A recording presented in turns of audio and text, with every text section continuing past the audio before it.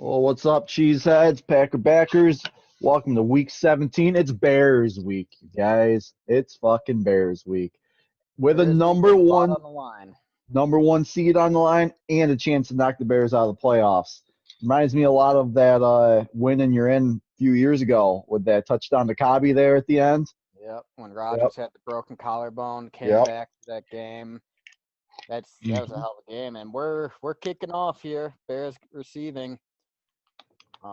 Ooh, wow, he's dumb. That probably would have gone out of bounds. Instead, they're getting it at the 1 yard line. Oh wow. Oh wow. That's about as good a start as we could have hoped Ooh. for. Ooh wow. What a Oh, actually, wow. That's yeah, man. I think they're starting at the 1. holy cow. For those of you who are watching at home right now, he touched the ball when it was pretty much clearly going to go out before it hit the end zone potentially, and he went out of bounds with it. So my thinking is the Bears are getting this ball at the 1 yard line.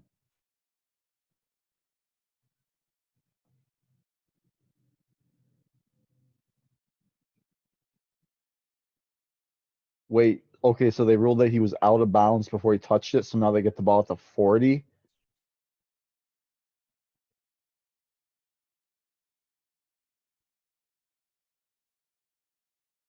Wow, they gave the ball to them at the 40. Cody, you are muted right now, my man.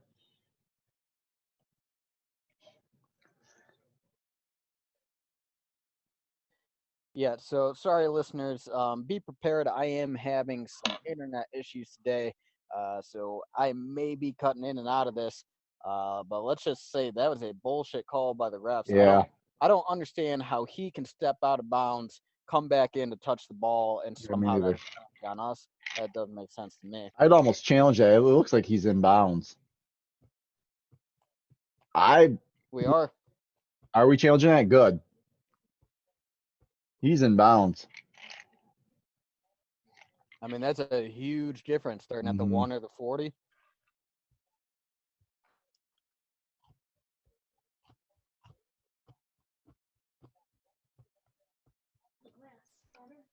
I don't understand the rule here. Or even if So he does go out of bounds first and then touches it, how is that a penalty on us? Why is that not a penalty on him?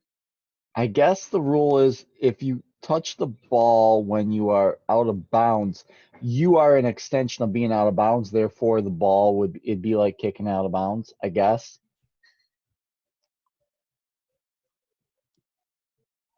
Sounds like some horse shit to me. And I think what they're saying right now is it's so close that they're gonna probably stick with the call. Well, while they sort that out, let's get to it. Let's get to the elephant in the room here. 2020 saved one final kick in the nuts for the Green Bay Packers on the last day of the year. Damn, I didn't even realize it was the last fucking day of the year, wasn't it? Best left tackle in the league, David Bakhtiari, tore his ACL in practice. Oh, fucking call stands. God damn it. Yeah, Um, we are moving forward into the playoffs without David Bakhtiari. It's going to be interesting to see how we do the line. He did miss 2 or 3 games earlier this season, and and we they held held up. and they held up okay, but But again, we're we going didn't against a exactly play high, playoff yeah, teams. we're going against much higher caliber defenses in the playoffs. I'll be interested. I think Chicago is going to be a good test today, but for starters, we're going to see the defense. All right, so Snacks Harrison is active today, by the way, for those of you wondering. He will be wearing number 98 today. And yeah, it does not look like he's on the field right He is now. not out there at the moment. We have Lowry, Clark, and Lancaster out there. Smith, Kirksey, Barnes, and Smith are our linebackers. And then status quo is normal. Alexander King, man the outside. Savage and Amos back. Josh Jackson is a healthy scratch today. Yeah, yeah. I mean, he can only play the outside, really. And Mm-hmm. when you got Alexander and King, Yep. ooh, Bears with a little jet sweep misdirection there, almost picks up the first. I think he's going to be about a half yard Yeah, half short, yard put them short. in a 3rd and short situation. We're gonna need to get some pressure on Trubisky today, make him feel pretty uncomfortable in the pocket. I Well, think. they open with 2 runs, Hmm. and trying to use a lot of misdirection. So they're going to do everything they can to protect Trubisky and put him in play action situations. Yeah. So you see on screen now, Bakhtiari out. This is a big blow for our team going forward. I still think that we can make the Super Bowl. We can still win it. But man, you can't just. I mean, you lose the best offensive lineman in football. There's just no replacing that. So So Bears had a botched handoff there. It looked like the running back was going a different direction than the QB. They managed to pull it together and push forward just enough for that first down. That's a play where we could have used Snacks right there. yeah, I'm surprised he Uh, was not in there on that play. yeah, I almost wonder if he is exclusively on the active roster for injury purposes today, or He maybe might someone be. is I feeling mean, we did. extremely gassed. He did practice for us for the first time on Thursday. He's only had about 2 practices under his belt with us. So It was a nice wrap up by Kevin King yeah, there I on like Cole that. Kmet. I like that. Oh, getting a little chippy now. So I will throw this out there, Cody. I feel like you might appreciate this. So there is a local brewery by me, uh, from called Prison City Brewing from Yeah, okay, good. Auburn, New York. Yep. So I don't know if this is a play at the Bears or not, but I like to think it is. So here's their newest can that they just released, Prison City Brewing. The name of this beer I am drinking exclusively today is Double Doink. Double Doink New England Double IPA. Holy cow. Seems appropriate today. Yeah. Trubisky there on a play Overthrew action him. had a lot of Overthrew time. him. Just bad throw and pretty decent coverage by Kevin King. Good Puts job, them Kevin in the 3rd King. and 3.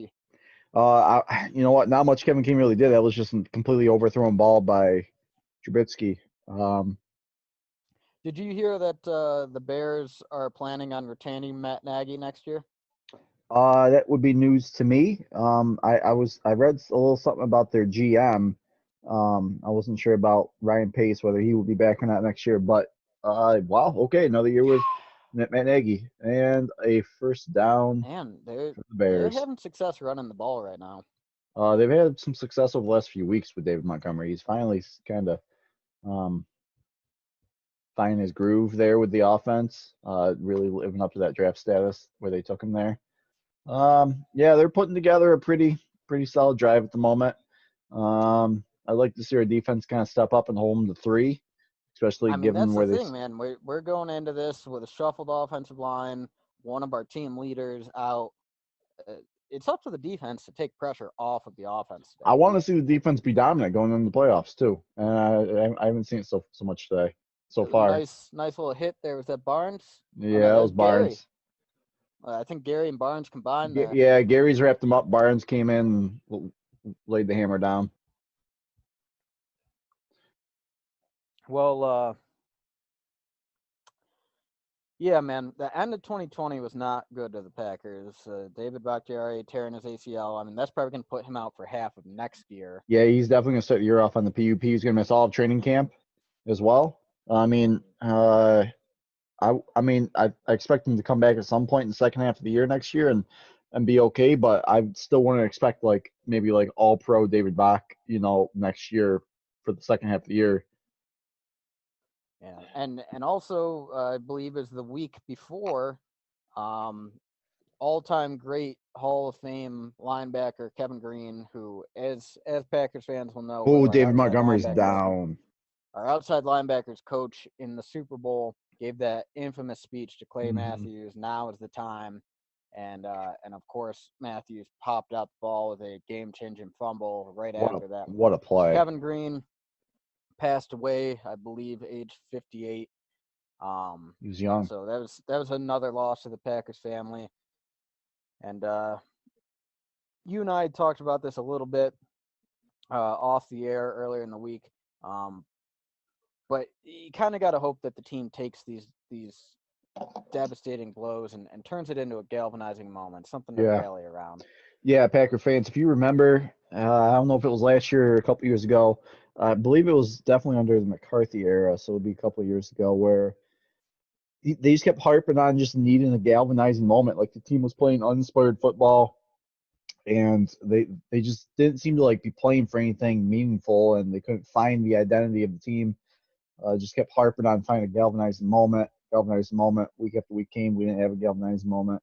Now we've been playing some great football all year long, so I wouldn't say that we really need a galvanizing moment, but I'm hoping that everything going on with Kevin Green, David Bach, that the team just kind of like goes out and wins it for them, kind of, like plays everyone step like you don't replace David Bakhtiari. It's impossible. Everyone else around him has to step up and play better football.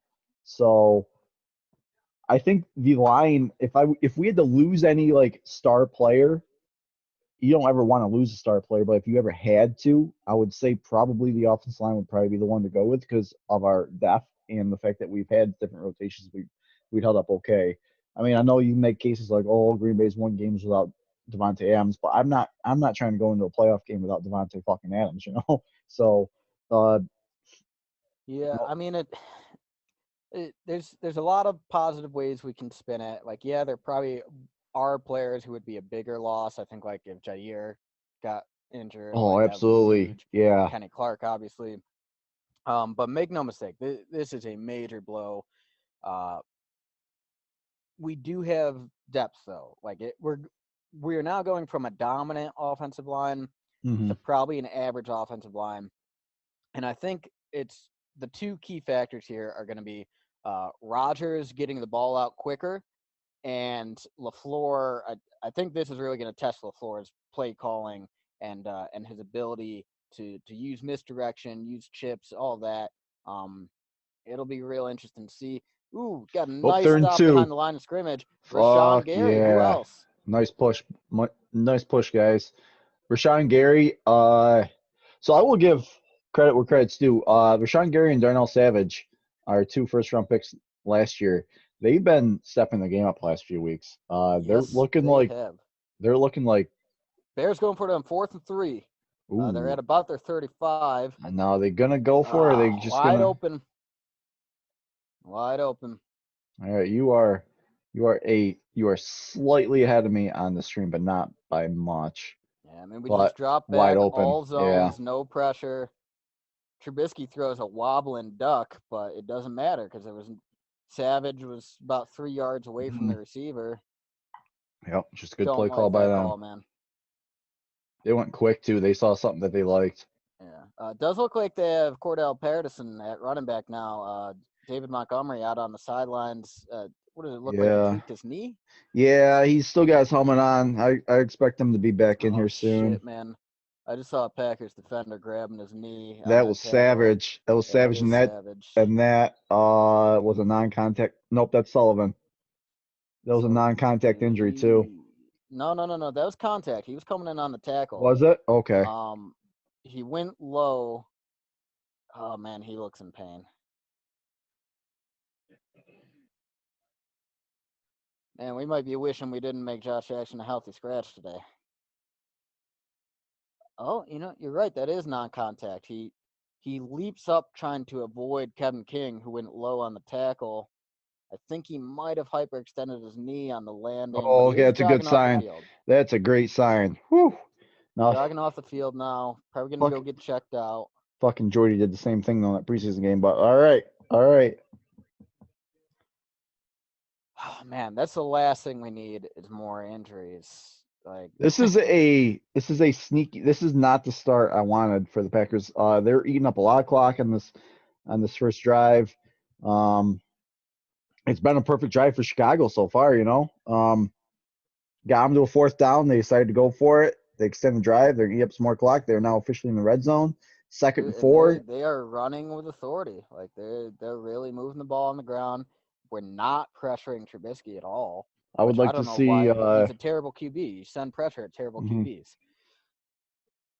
I want to see Snacks getting in here if this ball gets inside the 10. I mean, we got Lancaster in on that play, and he got manhandled. Yep. I realize Snacks hasn't had very much time to practice, He's been being practicing with signed to Seattle though, but recently. still, But I mean, hey, a give him an run stuffer is assignment. a run stuffer is a Yeah. run stuffer. You get in there and you fill your gap. All right. Let's see. I'm trying to keep watch on this line. He's not out there yet, Oh but man, that was a dangerous little forward pitch by the Bears. It worked. kind of into traffic at the line of scrimmage. Yeah, Ends worked up out being pretty good for positive for them. them, almost 8 yards. So it should be like second and goal. Yep, second right on the 1 too. So See, this is one area where I will give Matt Nagy credit. I remember the very first game he coached as the Bears. It was a season opener against us. Uh, his creativity in the run game, he uses a ton of misdirection, gets defenders to hesitate. He can really scheme up the run game pretty well. Just something that the Bears haven't really relied on a whole lot. wait, In my is that opinion. that ball come out? That ball came out. They're calling it a touchdown. What? Let's get a look at this. So Montgomery back in the game. So we've already used one challenge too, but if this is a scoring play, it would be reviewed. Let's see. The ground will cause this fumble, I'm guessing. Yeah, that's a touchdown. Yeah.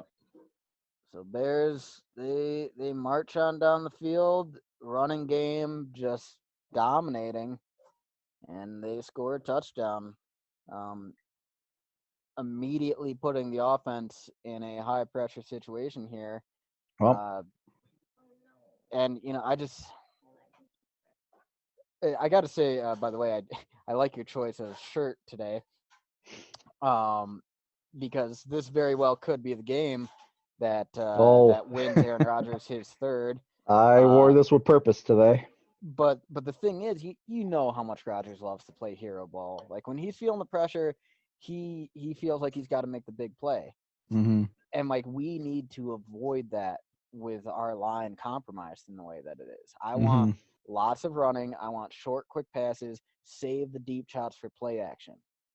Like we almost got to protect Rodgers from himself. We have 3 good running backs right now on our roster, and I'd like to see us rotate all 3 of them today and keep them fresh, dominate the clock, get that Bears defense nice and tired come fourth quarter because you make them big guys like Mack and Akeem Hicks, who's active today, was not active in the game earlier in the season. He's going to make a difference. Maker. Yep.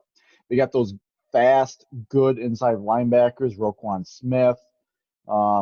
It's the best way to kind of combat that speed and that power and that pass rush is just kind of have a really good run game going, keep them off balance, get them tired, get them on their heels and not on their toes. So I'm hoping LaFleur has a very run heavy game plan today, and it's successful. Also, it will help combat the loss of David Bakhtiari a little bit too. Yeah, to help that offensive line settle in, get a little confidence, pushing people off the ball.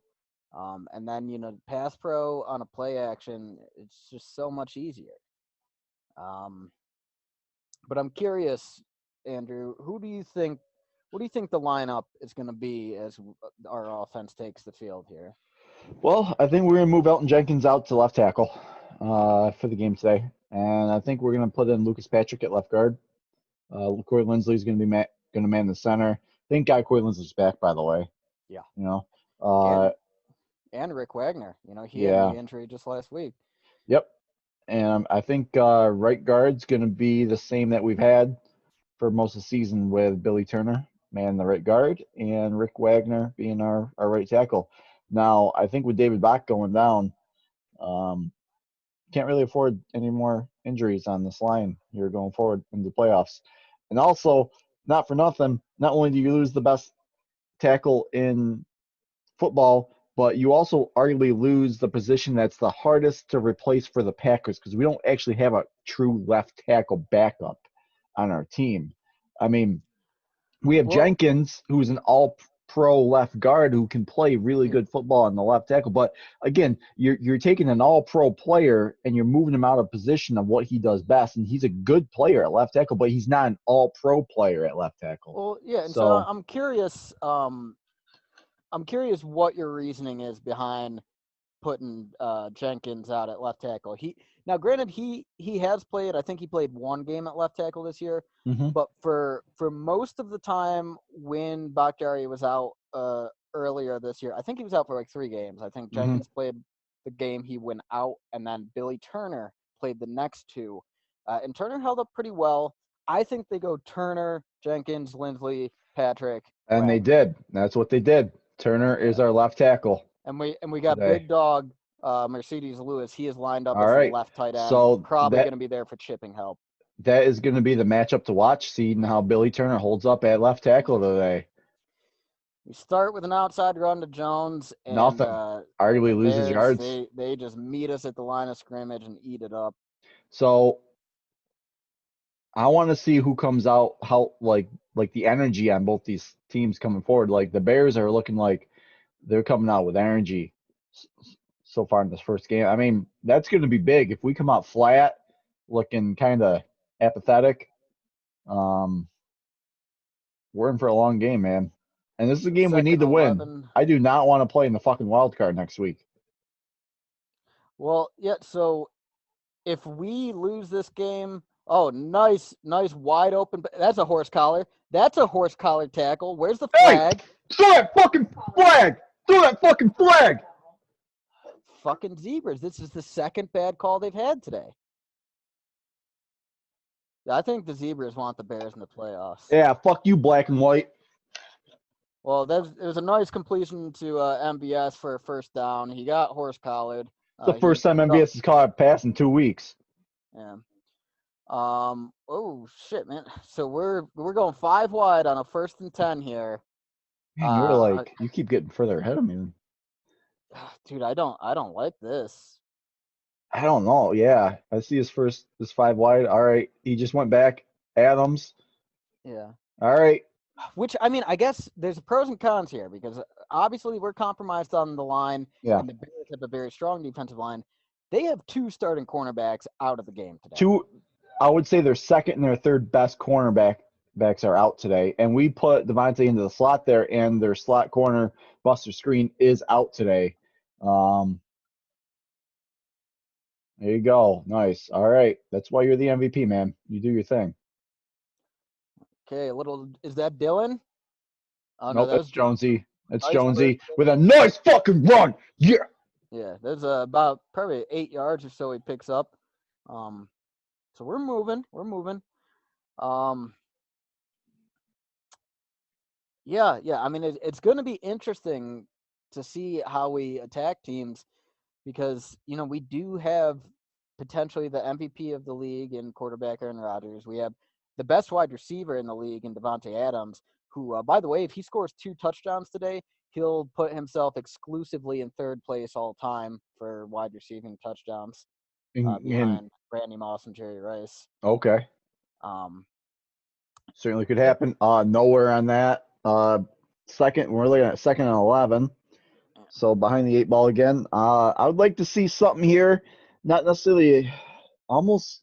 I'd kind of probably be almost with like a little bubble screen or a running back screen or some kind of short pass that picks us up 5 or 6 yards and gets us in like a good 3rd and 4, 3rd and 5 or something like that. Well, the Bears are playing pretty damn close to the line right now, and we got MVS out on the perimeter. All right, they're giving them quite a bit of cushion now. Devontae in the slot. Rodgers checks down to Come on. To Come Jones. on. Picks about 4. Yeah. I think it was about Rodgers' 3rd read there, so Bears just had some good coverage. Yeah. But yeah, I mean, I wanted to get back to they run up to the line, 3rd and 8. One of Rodgers was trying to catch someone, but Devontae in the slot again. Now Rodgers is taking his time. Come on, you gotta pick this up. Oh shit! Rumble, man! Rumble! Yeah! Go Jonesy! Fuck! I hate that you're fast. You're ahead of me. So I don't know if you saw in this play, but Billy Turner got destroyed Yeah, number by 9. Floyd. Is that Leonard Floyd? I think so. And Rodgers takes a hit. Man, Billy Turner. Hey, so this is what I've been saying to people all week when they ask me about, oh, it's fine, Packers will do fine. So the impact of a David Bakhtiari won't be felt until it like kills a drive, like until it's like a third down, and then the left side gives up a sack, and then you got a punt. That I mean, drive, and then thankfully, you end though, up losing Rodgers, the. he found Yeah, the quick jump off he to did. Jones. Jones made 2 guys miss to pick up the first. Come on, do something. He's gonna scramble with his legs. Get down. Thank you, Rodgers sir. scrambled for like 3 yards there. Weird call. I think he was probably looking for a deep shot that wasn't there. Okay, it picks up 4 actually, so it puts us in a 2nd and 6. But yeah, man, Turner just got whipped on that play, and actually Rodgers saw it coming because if you saw right before the hit on the replay, Mm-hmm. as soon as he released the ball, he dropped to his knees because I think he was trying to protect himself. Yeah. So that's something to watch, man. We used to be able to have Bakhtiari out there just isolated on an island. Billy Turner is not an island left tackle player. No. He's very good. He's very versatile. I think we can win with him. I still I think think so too. He's been a solid signing. So he needs help though. We can't expect him to do it on his own. And frankly, I'm surprised we haven't seen Jamal Williams playing more of a role in this game, given his pass protection abilities. Oh, Bears right. defender down. 58, is that Roquan Smith? Yeah, that would be Roquan. It looked like a shoulder. Is it 58? Yeah. I will do a little internet research here, potentially. Well, while you're researching that, let me lay out exactly what is on the line in this game. It is Roquan. If we win, we guarantee first round bye, first seed, playoffs come through Lambeau. And if you're looking at teams like the Saints with Drew Brees and his broken ribs and his weak arm, I invite him to come to Lambeau. Tom Brady and the Tampa Bay Bucks, I mean, obviously he's historically a cold weather quarterback. Toward the end of his time in New England last year, it looked like the cold was bothering him. Also, don't know what's going on in my NC reports, but Mike Evans potentially gone for the season. I did see that. That would Yeah. be a huge blow for them. Although, I mean, they've got the depth with Chris Godwin and Antonio Brown. Certainly hurts a little bit though, and that defense is so scary. I think Evans is their best receiver. Yeah, same. But yeah, I mean, I think going through Lambeau, it completely changes the dynamic. And on the flip side, if we lose this and the Seahawks win against the Niners, the undermanned third string QB Niners, they launch into the first seed. Well, assuming that the Saints lose as well. The Seahawks would launch in the first seed. We would drop to the third. It's a huge swing. Oh, for sure. Not even that. Like, you could potentially have to play on the road for most of the playoffs, other than the wild card. Like. Which actually, I'm quite surprised that I don't know if you saw. So in the AFC, Steelers and the Bills, same record, and Steelers decided, so my understanding is they both have a shot at the number 2 seed. I think the Bills currently hold it. Granted, the game's already happened. I didn't see the scores other than the Bills dominated the Dolphins. Oh yeah, the score is like 50. I think the Bills put 56 points. But Steelers rested their starters against a division rival. Well, the Bills bounced Cleveland out of the playoffs. The Bills rested their starters too for the second half. Like their starters only played the first half. Yeah, they were already up like 28-3 or something like that at halftime. I think the Steelers' decision just showed a lack of pride. You're playing a division rival with the chance to bounce them out of the playoffs. That's big. Number 2 seed, and you rest the starters. Yeah, you know what? There's something funky going on in Pittsburgh, man. They are not playing good football at the time when they need to be playing their best football. We're looking at 3rd and 5. Rodgers in the shotgun. And Roquan Smith just walked off the field, by the way, into the locker room. Potential concussion out. I would guess. don't like that, man. We go with a draw on 3rd and 5, and they stuff it for like 1 yard. You know what? That's a play where I am surprised that Rodgers wasn't just like, fuck you, LaFleur. I'm fucking checking out of I this. think they called this knowing that they're going to go for it on 4th down. You know, so Coach Cottrell, are you going for? I know the Bears did it and they got it. You better have something that you absolutely fucking love here to go for on 4th down because at early in the game, I'm all for just trying to get fucking points Dude, early in the they're game. 5 wide right now, empty backfield. Oh man, here we go. All right, and there's no Roquan out there. You better catch it, you motherfuckers. Bears bringing heat, protection. That's pass interference. That is clear night and day pass interference. Dude, thank you. Did someone throw a flag? Thank you. Finally, All right. God damn it, Cody. You're like 5 seconds ahead of me. I hate this bullshit. God damn it. dude, oh my god, he grabbed onto Devontae's wrist and tried to pull him down. I see it. He yanked his fucking wrist back. Fuck you, 20. Fucking Zebra is what, an extra 10 seconds to throw the flag? Are you kidding me? Dude, they want the Bears in the playoffs. That is 3 calls in this game in the first quarter. Dude, fuck that field judge, whoever he is. What a shit call, dude. Get him out of the league. All right, well, thankfully someone steps in and gives it, so we got 1st and goal now. Devontae would have had that touchdown if he was not. Man, he fuck was that field. That field judge had the best view, and he wasn't gonna call that. Fuck that guy. I hope you get fired and you can't feed your fucking wife and kids. Yeah, he probably lives in Chicago, man. All right, Aaron Jones, nice little cutback. Sorry, I keep forgetting I'm ahead of you. I'm gonna try to back off. No, it's fine. It's fine. You're really not that far ahead of me. It's like 4 or 5 seconds. But if there's a big play, I'm gonna probably miss it by the time when you yell.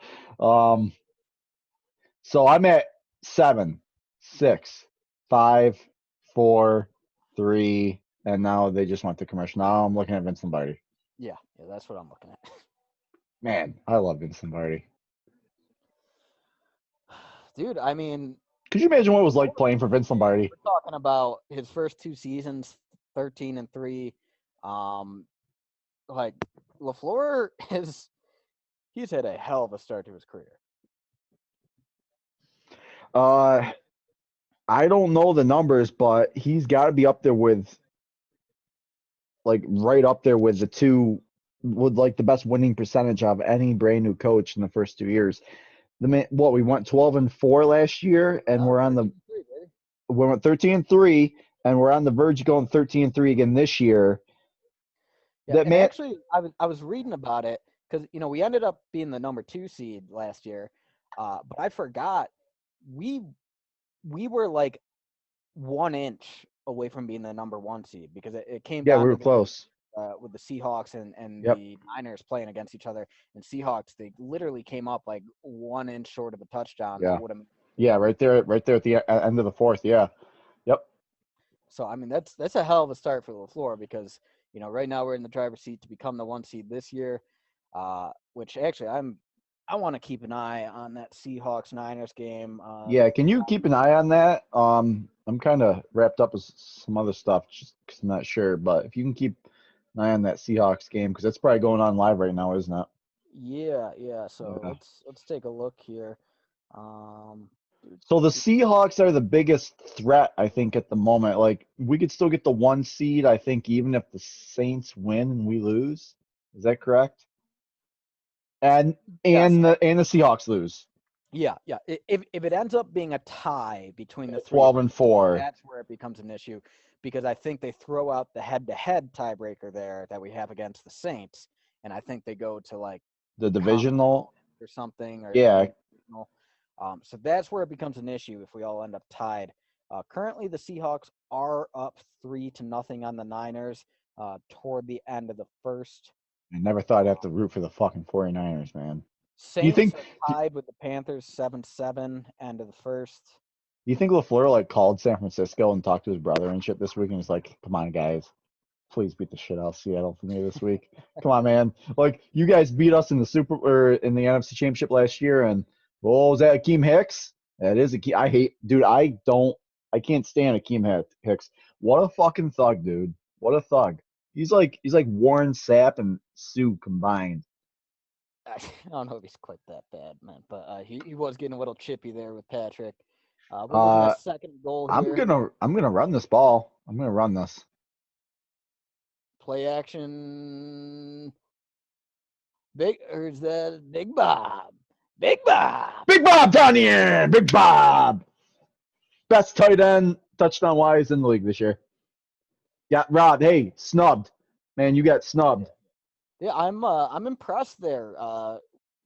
That's a few plays on this drive Mhm. where the Bears have clearly had Rodgers' first and second reads covered, and the line is held up enough, and Rodgers has been mobile enough that he's made the plays, and Mhm. we get a touchdown right there. Crosby, don't miss this fucking extra point. You've been doing that a lot lately. Okay, thankfully he brings it in, so we're 7-7. All right, man. That's what the offense needed to do. Aaron Rodgers just tied his career high with 45 touchdown passes. Gets I one was more. saying, I was saying that earlier to everyone who's like been arguing about this MVP race. Aaron Rodgers is like literally gonna like have the best statistical season of his career, like of all time this year, and he's won MVP like better than his two MVP years. And to not consider him an MVP when he literally has a better season than his other two MVP years is just I mean, insane. realistically, I think there have only been 2 seasons in NFL history greater than what Rodgers is doing right now. His QB rating is out the fucking roof, dude. And that would be obviously Patrick Mahomes with his 55 touchdown season, and then Peyton Manning with I think he had 54. Actually, I guess Brady. I think Brady was also in there with like a 50 or 51 or 52, I think, when he had Moss at one year, and Moss had like 20 fucking yeah, 5 touchdowns or something like that. He had like half. 23 touchdowns. Yeah. Yeah. So yeah, I mean, there's a few seasons ahead of You know, Rodgers. as good as Moss's season was that year, I feel like if Adams didn't get hurt, he'd be close to having a very similar season to Moss that Dude, year. Adams is. I fucking love watching that guy play. If Adams didn't get hurt and he wasn't out those two or three games he was out earlier in the year, uh, I feel like he'd be the number one receiver in almost every single statistical category there Well, dude, is. I broke down before this game. I worked out his average touchdowns per game this year, and it's over. Oh wait, no, It's like 1.5 or something. no, sorry. My mistake. I was breaking down. I think I was breaking down Rodgers touchdowns. So never mind. I that's it's a broken thought there. All right, so here we go. Ball control, pretty similar across all aspects of the board. Green Bay and Chicago had very similar drives, very similar stats, and very similar time position. I like that play. We gotta make a good tackle though. Yeah, I mean that was it was an open field tackle against an athletic guy. I don't think it was a terrible tackle attempt. And he knocked him off balance enough that it worked. So as we're breaking, hold on, was he out there? I didn't really get. Z, you gotta fucking turn the Jets on a little bit, dude. Are you kidding me? No, that wasn't Z. That was Chris Barnes on the blitz. No, I was talking about Z. You know, once the play got out, he turned his back and just kind of jogged. 2nd and 3. It's gonna be a Man, run, I bet. this is going to be a heavy dose of the run game. Oh yeah. So Cody, we haven't had a chance to really break it down and talk in depth, like even like off podcast terms. What do you see Snacks Harrison kind of bringing to our defense here come playoff time? Is he going to make as big of an impact as some Come people on, think? Or woo! Woo! come on, yeah, get Woo! there, Sack City, baby, Sack City, baby. I believe that was Christian Kirksey coming on the blitz. It was Kirksey. Man, it's nice to see Patton like dialing up some pressure. Kirksey also had the fucking interception last week too. Kirksey's coming out a little bit, making some plays late in the season. Finally got. I mean, Patton is he's putting his guys in aggressive positions. Yeah, I like it. I like it. I like it. Maybe that's Kirksey's role, coming in, playing sporadically, maybe not 3-down linebacker, but coming in, trying to make plays here and there. I love it. 2nd 14, get a Phew. I'm sorry. oh no, that's a good play. Come on, Kevin King, baby. Dude, that Hey, was Kevin King had a like pretty healthy season this year, dude. Kevin King was close to making that a pick six. Hmm. Yeah, pretty much the wide receiver's body just got in the way, and he Yeah, had to just break it up. good play, Kevin That was King. a nice break by Kevin King. Hey, let's do the every time Kevin King makes a play, me and you gotta do the patented Kevin King play. You've never seen him do that before? I don't know what the hell you're talking about. He does it all the time when he makes a good play. I'll send it to you after the podcast. Get there, Kenny. Get there, Kenny. Yeah, There's good one with a play. little screen dump off on 3rd and 14, and the defense swarmed to it. I love it. So we Love it. are, I believe that was that a 3 and out for them, or did they get one That, first down nope, on that? that's a 3-and-out for them. Great play by the defense. All right. So, do you think we see Snacks Harrison in this game today? I mean, he's active for a reason. I think they want to knock the rust off a little before the Maybe playoffs. are they kind of maybe seeing like maybe late in the 4th, and when some dudes are really tired, get him out there, or if we're like up big, and Yeah, I'm if kind of we're up wondering big, if they win the second half and use him as someone to. come on, Tavon. Oh shit! What happened? Oh no, son of a bitch. Son of a bitch. Why are our special teams so bad? Even when we go out and sign a fucking special teamers, it's bad. Dude, every single goddamn week. Hey, did you see the fucking Special teams play. you see the stupid ass Buffalo Bills just had another fucking punt return touchdown today? I did. Dude, oh my god. He doesn't even touch the ball. Austin just doesn't secure the ball at all there. God damn it. Defender comes in and wraps around his waist, and the ball just pops out. Dude, our special teams is going to cost us in the playoffs. It's a problem. It's been a problem for a long time. Literally, I'm not exaggerating when I say I think the past 3 or 4 games we've watched, there's been a catastrophic special teams penalty mistake. Every week, dude. Every fucking week. It's going to cost us dearly one of these weeks. He's going to lose faith in the special teams. He's just going to start going for it on 4th all the time. Well, actually, I don't know what you do in that case, because there we force a 3 and out on the Bears, and they punt to us, and now they get the ball at the 20 in the red zone. So basically, I wonder if maybe they even if we get a stop, we just gave them points. Unless we get turnover. I wonder if they start putting someone like Jair back there and say, "Hey, you just." Jair, I believe, did fucking play punt return in his rookie year, and he did in college at I wonder Louisville. if you say, "Hey, you've got sure hands. You just go back there, call the fair catch." Because it's a problem at this point, man. It is a major problem. Come on. If the defense can stiffen up and hold them to 3 here, I'll consider that a big victory. I know he didn't really give us the time of day, but I know a call was made.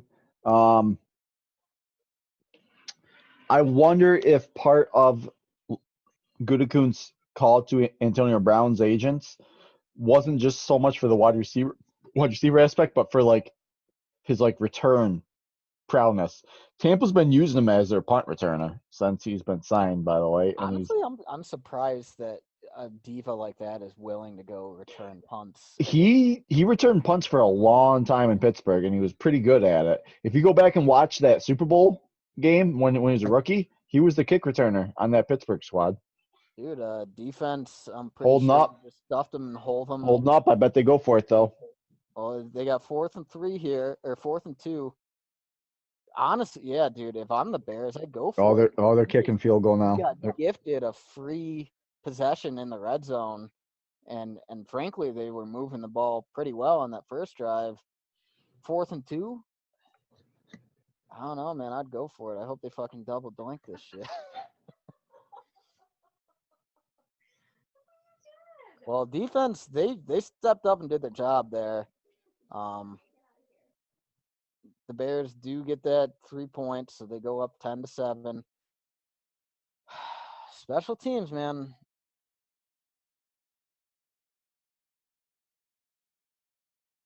Oh, Cody, you just want mute on me. Oh, uh-oh. Okay, you're back. You're back. You're on mute though. Okay, Yeah, cut out for a good. second. There. All right. Yeah. Well, talking defense Special or teams. defense been playing good. Here Special right now. teams. Hey, new game, same fucking story, man. Week in, week out.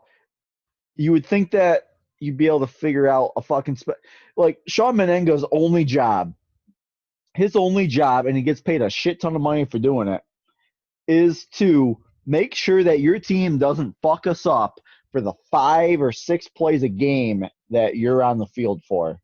Out of like the 100 plays in a game, you're out there for 5 or 6, and your job is to not fuck the game up. And what do? You go out there and you fuck the game up off 5 or 6 plays every week. I mean, dude, it's amazing when I watch other teams in the NFL.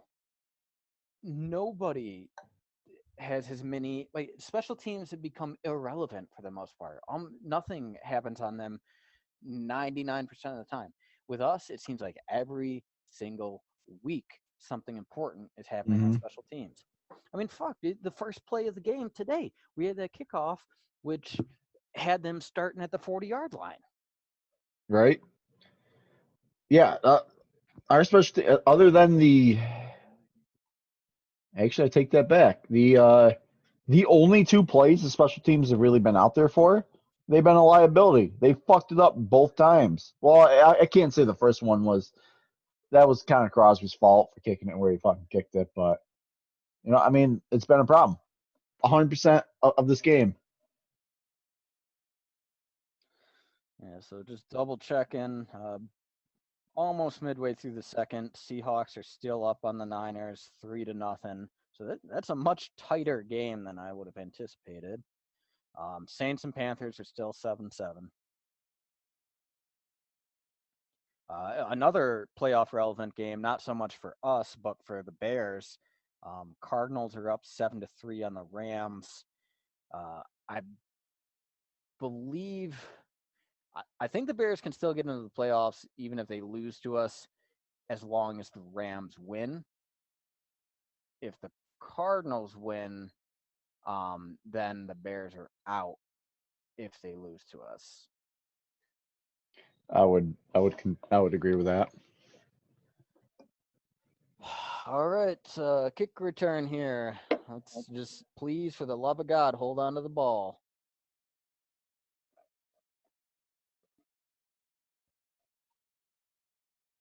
Thank God.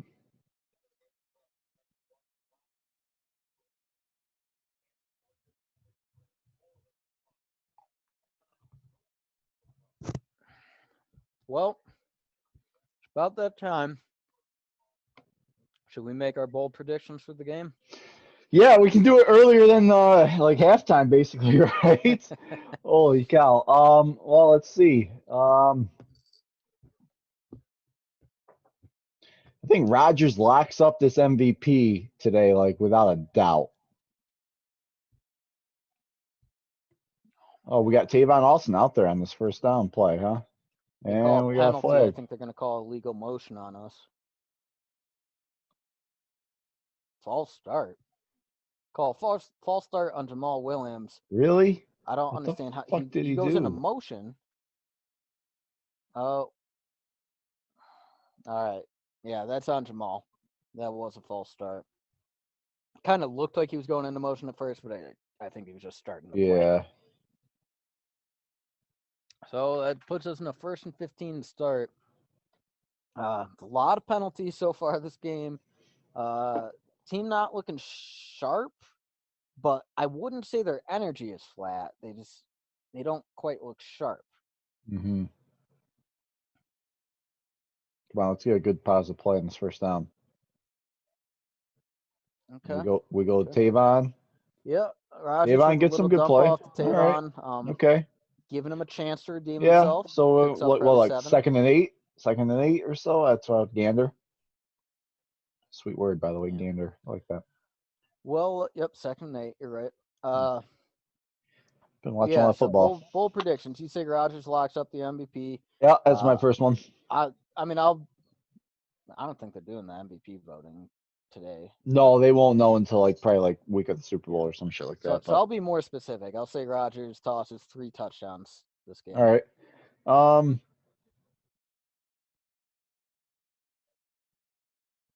A nice tough run by Williams. I'm gonna go a little crazy. You said he throws 3 touchdowns today. Yeah. I'm gonna build off that and say that Devontae doesn't catch any of those touchdowns. Really? They got their 2 top corners out. And you think Devontae Adams ain't catching a touchdown? Top corner is gonna be on Devontae all day. The guy that we tried to sign. Yeah. I forget Fuller is still in there. Yeah. Yeah. I think We got Devontae in the slot on this though. 3rd and 4, Devontae's in the slot. one in. That'll be my second prediction. I think Devontae brings one. All right, we got one where one of us will clearly be wrong. Come on. Rodgers just took a shot, but we got a touchdown, baby! We do. We got a touchdown. Oh, we got a touchdown over this. Ah! Touchdown! All right, man. There's your MVP, baby. There's your MVP. He had his man Over beat all day. 20-0-2-0 season. Spirit fingers. Dude, that's let's. And the crowd goes wild. Who do they have? Jesus Christ! They had a linebacker in coverage. They had Danny Trevathan on MBS. Oh my God! What a mismatch! Holy cow! All day, dude. It doesn't get any easier. Thank God that motherfucker caught that ball. Yeah. All right. 14-10. Quick score. Fuck yeah! Jesus, maybe I need to amend my prediction. Call it 4 touchdowns. Okay. So you just went. You said Devontae doesn't catch any. Doesn't catch one today. I said he catches 1. Mhm. So you're up again. Mm-hmm. I'm gonna say Adrian Amos gets another pick against his old team today. So I was gonna do something really similar. I was gonna say Trubisky throws a pick. So you're gonna be specific and say Sure, Amos. it goes to Amos then. Sure, why not? Okay. Sure. I guess if you're being specific, I'll be specific too. I'm gonna say Savage. All right, well, at least we got the safeties out there. Hey, I'd be cool with Savage getting another pick. He's been playing fucking amazing lately. Next one's gonna be Rashawn Gary makes a game-changing play in the 4th quarter. I like it. I mean, it's interesting. He's been coming on so much recently, and he's been generating a lot of pressure, but hasn't been closing plays. Mm-hmm. I think that's going to be the next evolution in his game. Is if he can start getting that extra split second and close in on those sacks, he's been getting close. Mm-hmm. So yeah, it would be great to have another game changer opposite Za'Darius. Mm-hmm. Speaking of game changers, though, our line has been holding up well so far. That said, did you see where the pressure came from? It's all coming from the left. Okay. That said, I'm going to say Khalil Mack. I'm going to say he has a sack strip in this game. Yeah, it's hard to argue with that. Even though they do line him up over the right tackle, they don't move him really. But I think we're probably going to see something where we end up sliding protection to the left, and then that's going to free up Mack for he's going to have the opportunity to make a big game-changing play. Mm-hmm. Damn, I'm going to go with we're talking bold here. I usually go real bold in my final prediction. Billy Turner does not give up a sack in today's game. He's come pretty damn close a couple times so far. Yeah, I know. For my final prediction, I'm gonna say this game comes down to the final possession. You know, I want to change my fucking final one. I don't want to pick that anymore. That one sucks. It's a shitty final one. I'm gonna say Mason Crosby destroys Bears fans' hearts and hits a dagger at the end. Ooh, thank you, special teams. You actually made a nice tackle. Before A the nice 20, tackle. probably gonna those fucking zeros will probably give them to him at the 20, but before the 20. Who hit him by that wasn't Trevathan. Who got the hit on him? Was it Mac or oh no, it was a corner They coming in. got How that was hard of a hit did he get? Did he take? actually it wasn't too bad. The defender pulled up a Oh, little bit. okay. He laid into him. Yeah, I mean, anytime you got a linebacker matched up 1-on-1 with MVS, you take that shot every single time. I hate Dan Trevathan ever since he fucking like killed Devontae Adams that one game. Bears going back to the run.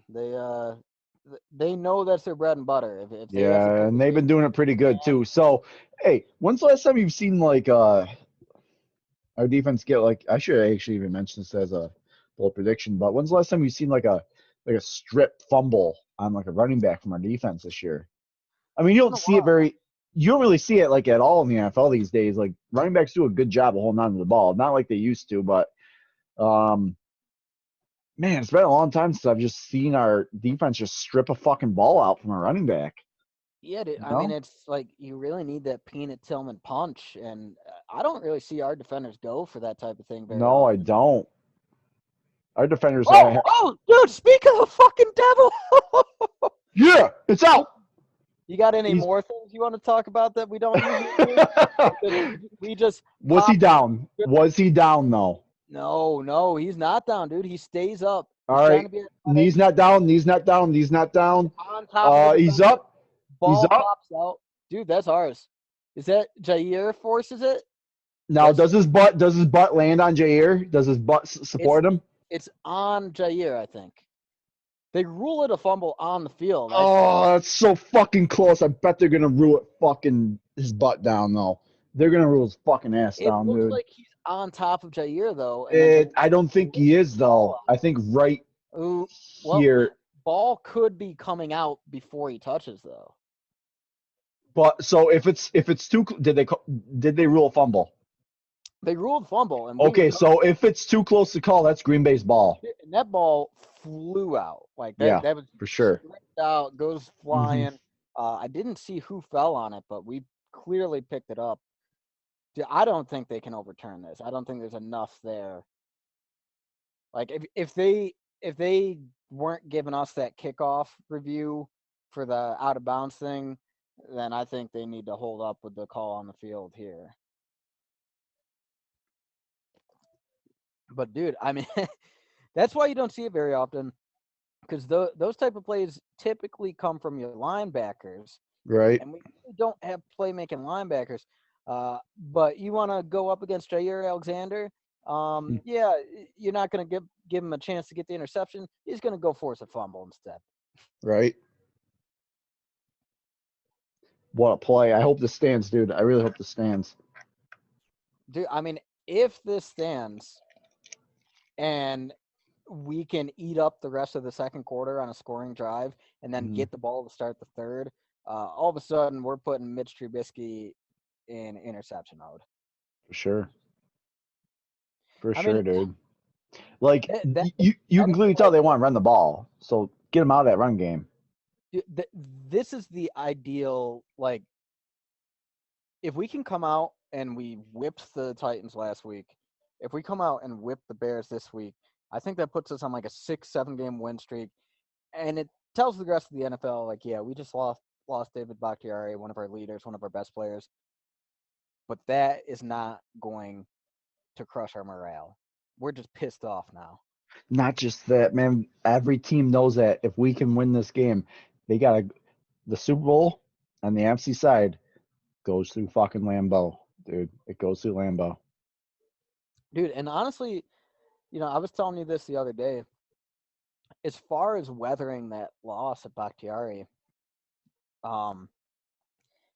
really the majority of the good defenses are in the NFC. With the exception of like Pittsburgh over in the AFC. Colts. Colts aren't even in right now. Like they're Not at the moment, but they got amazing fucking defense. So, call stands. Oh, now you're ahead of me. I am ahead of you. There ain't no way I'm ahead of you. You're ahead. All right, Call right now stands. I'm watching Rashawn Gary lead a whole team. So am I. So am I. What a fucking celebration. Dude, I mean, like, I kind of like seeing that. Like, to see Gary leading it, like, that's showing that he's starting to step up as a Hey, leader. let's get a fucking turnover. Oh, yeah, Not turnover, touchdown here. Come Come on, on. baby. Come on, dude. Big dog. Is that big dog? Is that Marcinez? It's the big dog. First down. Keep rumbling, man. Oh, Oh, wait, we got a flag on the play. What are they saying now? God, it's probably holding. Get me all jacked up and call it back on holding. It sucks. Blocking the back on Devontae. Devontae Hey, but then does. they got clear helmet to helmet by the Bears defender. Holy shit. That's offsetting penalties, guy. So I think they're calling, like, dude, this is so stupid though when they call a penalty and then the replay Shows another clearly one. Holy cow. They just gave him a fucking concussion, dude. Where's the offsetting penalties? That was like helmet to helmet, clear as day. Do you think Devontae's like, all right, dude, fuck these goddamn zebras. Give me the ball. I'll go fucking score a touchdown now then. Yeah, so they call it on Adams, puts us in Second 11. First and 11? What the hell? AJ No. Dillon in there, he just got horse collared. They're not gonna call it. Man, Jesus, what the fuck, you goddamn scab referees? Oh, what's this? Touchdown, New Orleans Saints. So, by the way, the Saints have no running backs today, just so you know. Yeah. Oh, actually, believe it or not, Ty Montgomery is their starting running back because he was not in the running backs room with the rest of them. They were using him wide receiver room. Yep. So now he's their starting running back for today. Hey, we know all about that. I mean, he had some good rushing games for us. Yeah, he did.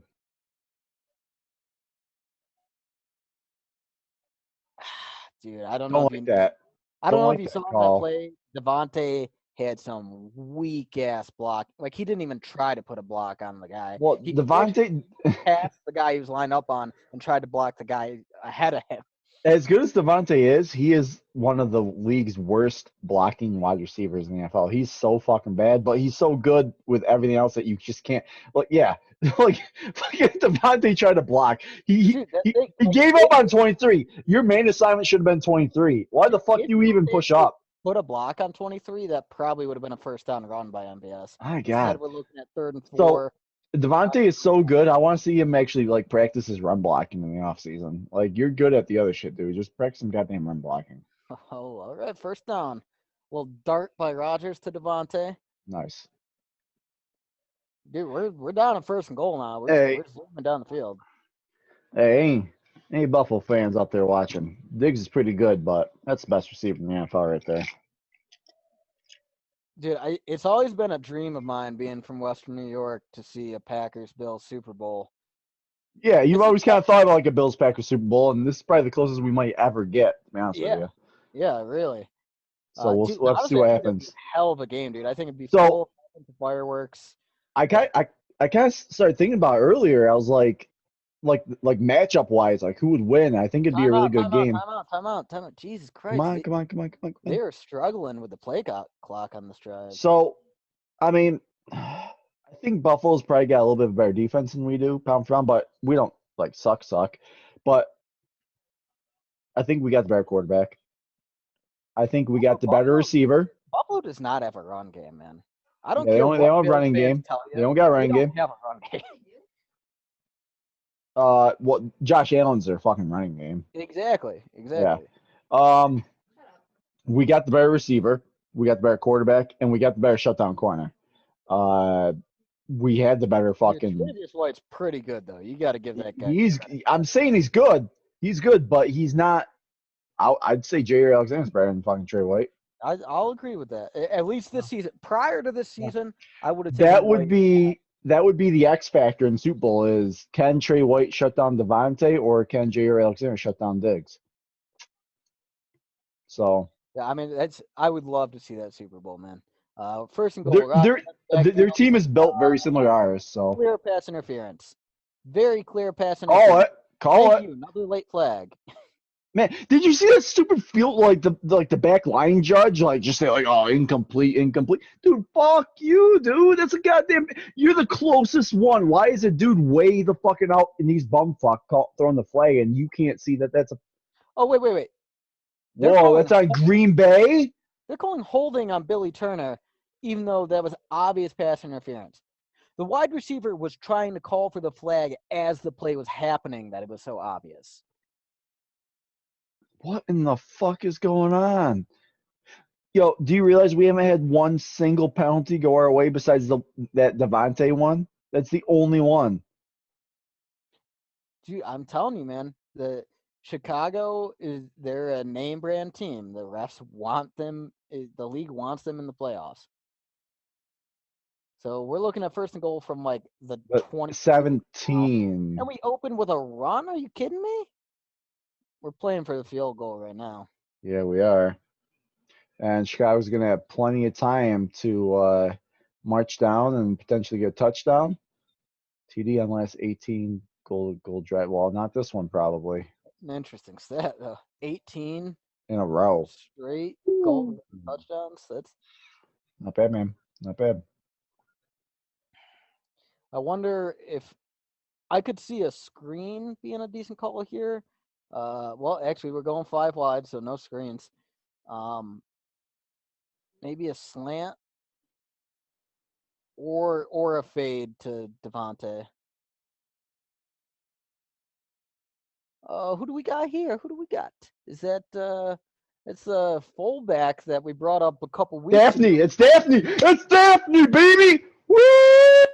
Hey, Uh, hey, you said three? Three Aaron Rodgers I touchdowns? said 3 and I amended it to 4. We might have to bump that up a little. A little bit more, man. He's got three with 4 minutes go in the second quarter, bruh. And by the way, none's gone to what a genius play call, by the way. Who is watching the fullback? Dude, It was actually, like, I mean, I gotta say, let's give Daphne some credit for yeah. being athletic Hey, fullback, give Daphne credit. on the Also give ball, also being give tough. Rodgers credit for that fucking dime he threw over that linebacker. Like that linebacker could have easily swatted that ball down, Dude, but our fullback's got better hands than MVS does.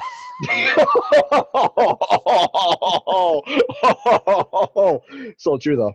It's so true. uh, well, shit, man, the offense, there has been more noticeable pressure than games where we've had David Bakhtiari in there, but they've been getting the job done and they're cruising, man. They've Right? scored on every possession. Um, looking really good. Like the run game hasn't picked up steam, but they're running enough to keep the Bears honest. Um, honestly, this game is it's gonna be about the special teams not fucking up and the defense holding the Bears just enough. And if we can get the Bears in a position where they're pass, I'm telling you, Trubisky's gonna throw one up. Yeah. I mean hey, the more if we can hold this Bears team, if we can go into the half with the score we have right now and get the ball back and go down and get a touchdown and put this like what they got right now 10. Yeah. Yeah, if we can go up 28-10 about with like 10 minutes go in the third quarter, they're not going to completely abandon the run, but they're going to have to. I mean, it's going to put a dent in their game plan, and that's what we want. That's certainly what we want. Yeah, I mean, I think another thing to be cautious about here is because we've seen it multiple times throughout the season. Uh, Dominant first half, and then all of a sudden we can't deal with second half adjustments. Um, so really need to hope that the team stays focused there, make the proper adjustments, and deal with the Bears adjustments coming out into the second half. But first, we got to close out this first half because they do have enough time to put a touchdown on the board. Yeah. Well, they also got enough time to throw a pick six to us too. So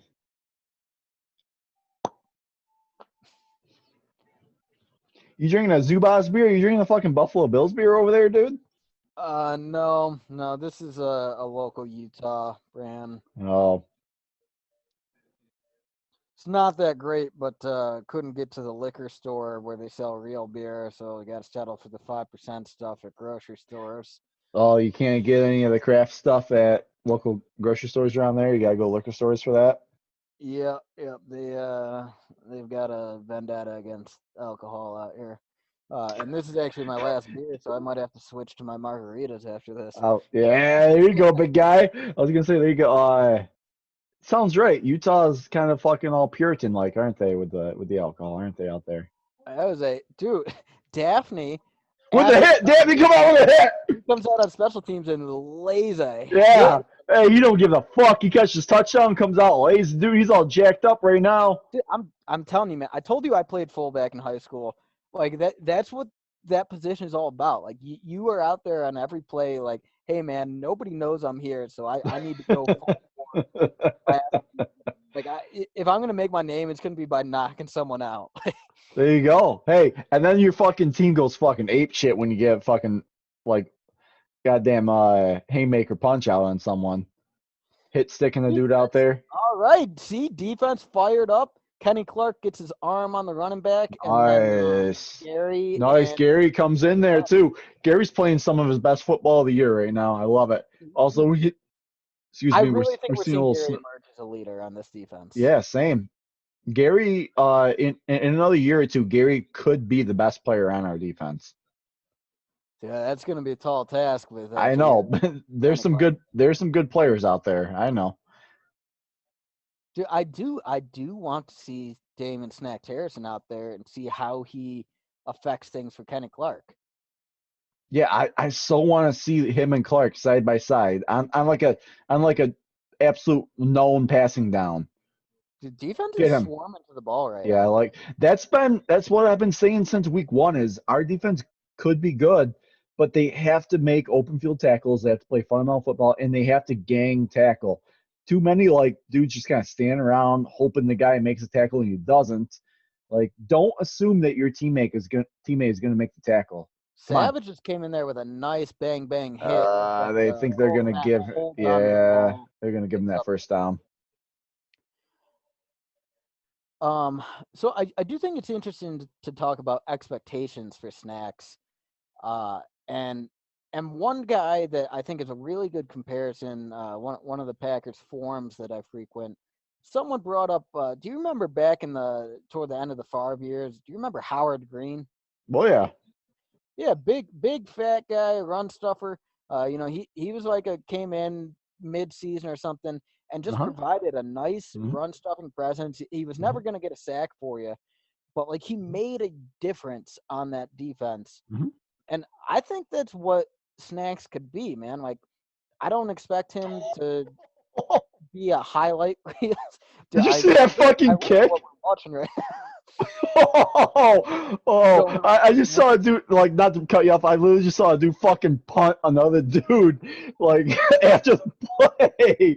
Oh, I want a clip of that. I want to fucking share it. Man, the broadcast for our listeners Yeah. is showing some more physical altercations in the Packers Bears rivalry over the years. Um, but yeah, man, I do remember Howard Green, yeah. I think he could like legitimately become he could fill a role on this team that's not being filled right now. Hmm. Uh, and I think this is the game to help him knock the rust off so he's Yeah. ready for playoffs. I would like to see him in the second half get some snaps to get acclimated to his players out there, especially with the starters too. Because I'm not going to feel really comfortable with him getting his first live snaps in a divisional Yeah. or wild card like playoff game. Like when like the stakes are at their highest, I don't want him to be getting his first meaningful snaps. I want him to be in this game. I want him to like it doesn't got to be like 20, 30 snaps. It can be like, 5 or 6 or 7 snaps, but at least get him some meaningful snaps next to Kenny Clark. Get him out there, continue to shake the rust off. He's been practicing with the Seahawks for like 7 weeks, so he's managed to use that to get back in some game playing shape. Supposedly he's, according to his Twitter, he's been ready to kind of just lay the hammer and get going. But Yeah, and I mean honestly, for the role he fills, you mhm. don't necessarily want him out there on third down, maybe not even No, second. But No. like even if the guy is only playing first downs, like he should still be getting, I would say 50, 10, 15 snaps a game. Hmm. Yeah. Yeah, he was averaging around 20 to 23 snaps. I think it was 23 snaps to be precise with the Seahawks when he was out there. And that was, earlier in the year when he was just kind of getting around himself back in the football shape and he was getting like 23 snaps per game. It's a bummer though that we tried to sign him earlier in the year and he chose to go with the Seahawks instead. And it's like, how much better off would both of us be, the Packers and Snacks, if he had just come here to begin with, and he would be up to speed by now. He'd probably be our most, second used most lineman. Yeah. Um, Yeah, but it is what it is. We got him now. It's rare that you get the opportunity to have a potential um, significant impact from a for week sure. 16 signing. Are we at second and 7? 2-minute warning is over. They hand the ball off and they pick about 5 yards. It's gonna be about 3rd and 1, 3rd and 2. And they're gonna keep this clock running. Man, get a stop here. I'm gonna be a pretty happy guy if you can get a stop here. We'll see. We'll see what you do though. 3rd and 2. In today's NFL, there's so many plays. There's so many things you can do. Cody, you're back on mute, by the way. Okay, you're back off. My my internet cut out for like the last 30 seconds. I was just saying if we can get a stop here, how majestic that would be. Majestic. Majestic. Come on. I don't think he got there, man. Also, good to see Sullivan back out there in coverage. So Yeah, that he's means short. He's short. He's short now. dude, the thing is, he Where's this had it. ball? If he Where? just if he just reaches, it's an easy first. Yeah. That's short. That is not a first down. Yeah, you're right. He is short. He did not reach whatsoever. That's short. Um, They're going for it. Going for it again. 4th and 1 now here. where's this ball? Now, They just passed now, it. No, they're gonna try to draw us off. Oh yeah. shit, man! Now it's close. It's right at the 50. They're gonna go. They Yeah, go they got it. draw and they get it. Their That season's wow, on the risky line. Their ball. season on the line. They're playing super aggressive. Yeah, that was a real risky call. If we stopped them there, we could have we had a minute left and a timeout, but we don't stop them. Come on. Come on. Woo! Woo! Now, what's So this flag though? What's this flag though? They're gonna get us for fucking offsides.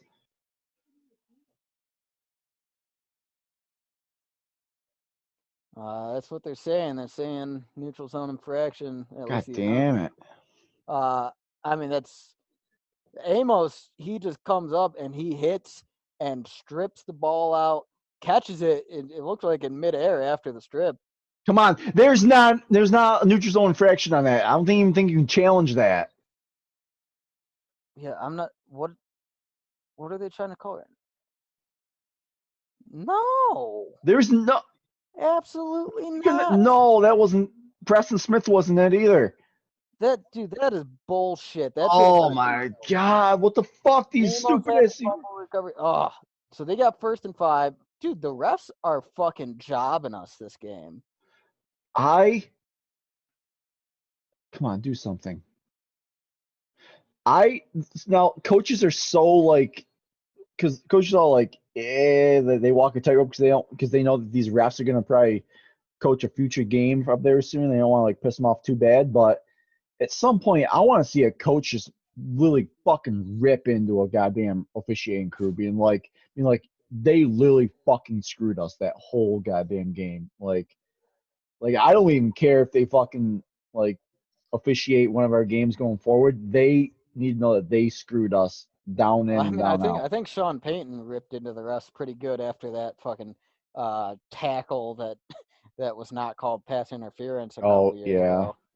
Well, Um, yeah, that was literally that's like Super Bowl on the line type game. yeah. No, dude. Honestly, the refs have way too much sway in these games, and frankly, they should be instructed to only call obvious things. Um, oh, come on, man. We almost have a sack there, but Trubisky takes off. He is pretty athletic, and Yeah. he gets about 8 yards on it. They do have to burn a timeout because of it, Mm, but a sack would have been huge there. And Trubisky, sure. they're showing us stats right now. He's 12 of 14 for 64 yards. Um, having a pretty efficient game. Ooh, Yeah, they're what's going showing on with the Cardinals oh, Rams here. It looks like Kyler Murray might have coming pulled up a hammy going back to the coming up a locker room. little bit limp, dude. Which also the Rams, Jared Goff broke his thumb last week, so they have a backup in. That game is currently 7-5. So both of those teams who looked pretty scary at various points throughout the season, I I think I'd be pretty happy to face either of them in the playoffs right Same, now. same. I've told this to you before, but I'll say it again, man. The one team that and the more scenarios I run, I think we are going to have to face them, but I don't feel great about it. Is Tampa Bay. Yeah, So if they lost Mike Evans, that's huge. it But helps. still, That defense is what gave us the biggest fit though yeah, last yeah. time. Dude, and Devin White. Sometimes I just go look at his stats sometimes just to see. Guy collects a sack, sometimes multiple sacks, like every week. Hmm. Yeah, he and he's an inside linebacker, like a position that shouldn't accumulate sacks at the rate he does. All right, they are Oh right. They're shit, inside the man! red zone. They're trying to score here. They got 10 seconds. They're gonna burn a Yeah, timeout, take a shot at the end zone, and if they don't get it, they're gonna go for the field goal. I Um, think it's imperative we hold them to a field goal here. this is such bullshit that they call that offsides because frankly, this should have been our ball. Hmm. We should have been in scoring range. Instead, they're down first and goal with a chance to score right before the half.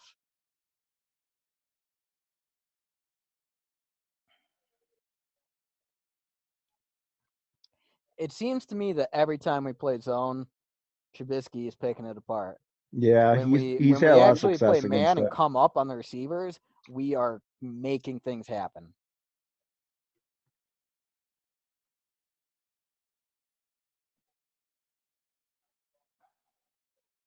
So this is going to be their shot. I don't think they're All going to take a right, shot after this.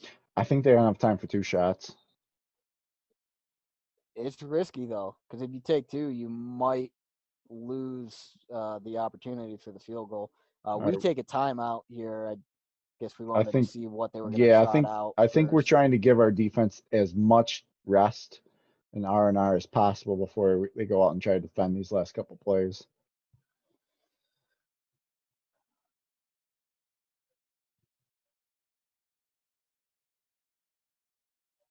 Man,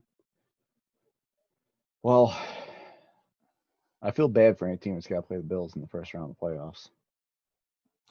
Dude, honestly, I think the Bills are the biggest threat to the Chiefs. I think the Bills and the Ravens are the two main threats to the Chiefs in the AFC. I still think the Colts and Titans can give them a run for their money. The Titans did completely dominate them when they played. I'm not saying that they're going to I dominate trust the again, but Titans more than the Colts. Like Colts have a great defense. I just don't think Rivers is. Oh, come on, Kevin King. Come on, man. are you serious, Kevin King? That was right in his hands. He should have picked that off. And Now, frankly, he if I'm had Chi- room to run. if I'm Chicago, okay, I think they're doing the right. If I was going to say if I'm Chicago, I'm like, whoo, all right, never mind, we're done.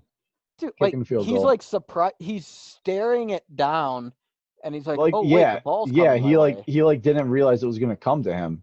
Oh, he had an easy. That it doesn't get easier than that, Kevin Dude, King. that literally could have been a pick six right there. Jesus, Kevin King, the fuck's wrong with you?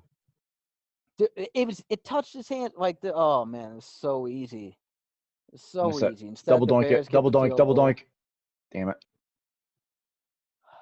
So Well, 3 seconds left on the clock. Realistically, we're heading into the half, up by eight yeah. points, getting the ball. Yeah. With that being said, I'm gonna go grab myself another double doink. So I am still gonna be here. My Bluetooth should be able to reach from there. So what's going on? Okay, this is the Cardinals and the Rams.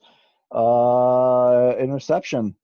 Oh, And looks like the Rams yeah. are So gonna I think turn that to the Murray's house. backup comes in, throws a pick six right away. That is true. So we mentioned it. I don't know if we mentioned this on the podcast, but the Lions are targeting John Schneider for their GM position. Wow. Okay. All right. Talk about a boss move if they could pull that off. Dude, That could be if I'm problematic. John Snyder, I have no interest in going to the Lions because they're not going to be drafting high enough to get a hot young QB. And they're just historically just bad, and I don't think you're gonna have a lot of free agents who want to come to Detroit. Like it's not an attractive position. Now, like if the Jacksonville Jaguars called up Snyder and wanted him, yeah, he might think about it then. Jags have the number one pick, and they have a pretty solid other They got the core number around one them. pick and another first round pick from the Jalen Ramsey trade. Hmm. Not to mention they had 2 first round picks last year, so they do have some young talent. Like I think Jags could be a really attractive position. For sure. Um, but yeah, dude, Lions, they're dreaming if they think they're gonna get John Schneider. So I will have to go back and look at my notes on this because I do not know for sure. But I was under the assumption that Detroit was interested in Elliot Wolf last time they had openings. And I believe Elliot Wolf is still completely free. He is not a current GM. Well, so Uh, what? I that thought would he be was a interesting. consultant for the Browns.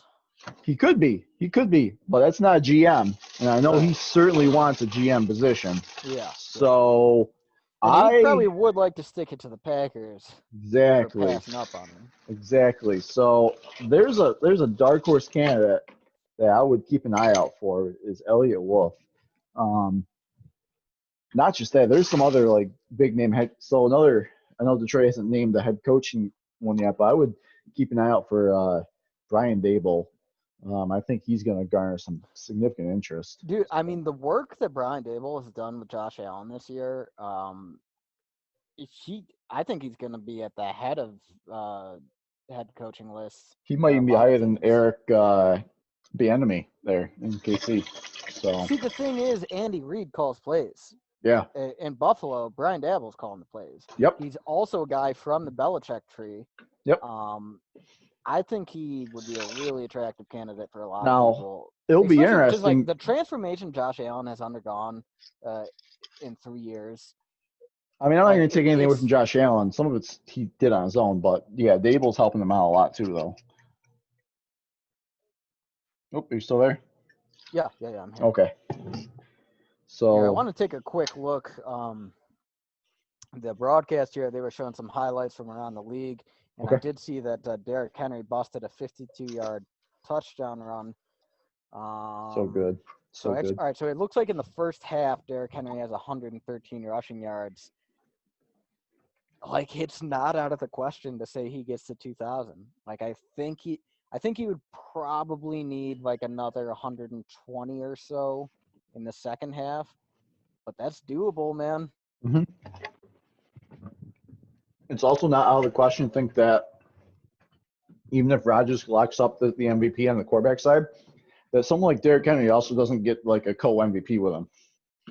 So, just like Dude, Barry Sanders did. I almost want to see Rodgers get a co MVP because I think it would Derrick piss him Henry. off. So I think it would piss him off more to get co MVP than to not get it at all, just because of the irony of him and Favre having the same exact number of MVPs. It's almost exactly why I'm wearing this shirt right now. But Um, yeah, man, I would like to see Rodgers playing angry in the playoffs. so this is something we're gonna have to break down in the offseason, but Rodgers is gonna be our quarterback next year, absolutely. But beyond No next doubt about year, it. I don't know, man. I don't know. That's where it gets interesting. And frankly, I think a lot of it is gonna have to do with how we perform next year. If we're, you know, NFC Championship, Super Bowl again, then like it's difficult to throw a guy out the door when you're having that kind of success. and you have no guarantee that you're going to come close to it with the next guy. Mhm. If we fall short next year, and we have a brutal schedule next year, one of the worst I've ever seen. We're facing the NFC West, the AFC North, and then our individual opponents. I think we're facing like the Saints, the Chiefs, someone like we are loaded with playoff caliber teams next year. So it's possible we could take a step back. It's also possible we could just that could toughen us throughout the year, and maybe we don't finish 13-3 again, but we actually finish as a better team. Um, but yeah, man, I What could see what's the two divisions we play next year? AFC NFC West, West and AFC North. AFC North, and NFC West. Okay, I'm gonna look those teams up real quick. So, dude, you talking Seahawks, Steelers. Rams, Cardinals, Niners, Steelers, Browns, Ravens, Bengals, Bam. and then we also got to throw Throw in the Chiefs. Oh wait, where'd you go? Oh, all right. We lost Cody for a second. Never mind. Cody's back. That was like a 5 second Hey, loss on sorry, him. I cut out again. I can't hear you right now. Mm. Can you hear me now? Still can't hear you. Can hold on. How about now?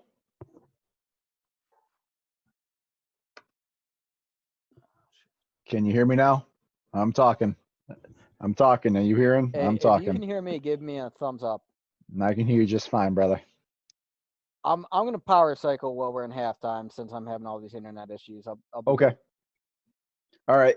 So while Cody is powering down doing that, I am going to kind of run through the teams again here real quick. So I believe Cody said we were playing the AFC West and the AFC North. AFC West, Seahawks, the Rams, Cardinals, and 49ers always seem to play the Seahawks every year, dude. Like every year. Uh, Seahawks are gonna be the Seahawks. They'll be good. The Rams are gonna be good. Cardinals are gonna be good. And the 49ers, we gotta play the 49ers again for a third straight year. They'll be healthy again. That's gonna be a brutal division. Holy cow! What a crazy good division that's gonna be going forward. Arguably is the best. That's the best division in the NFL right now. All right, moving forward to the AFC North, some other good powerhouses. We got the Steelers. They should be good. They're always good. Any Mike Tomlin team coach, any Mike Tomlin led coach team is good. Ravens, Lamar. You know Green Bay's always bad against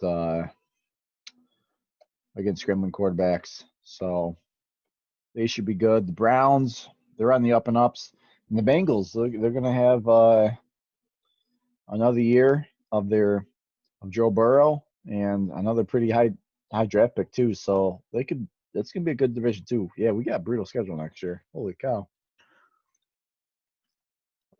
Plus, I think you mentioned like the Chiefs and all them too. So it will be interesting. So, well, we will be back here in just a bit. I'm going to wait until Cody pops back on. We should be able to start the second half here in a second. All right, Packers, we'll be right back.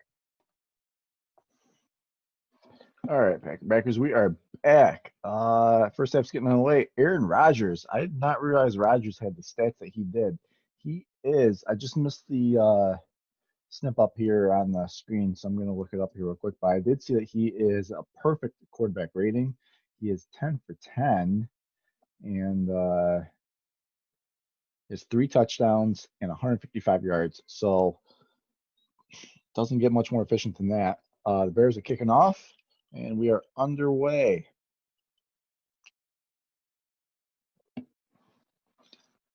Let's see. We do not. Wow, we do not have Tavon Austin back there. We have 86. I believe that is Shepard, who is back there right now.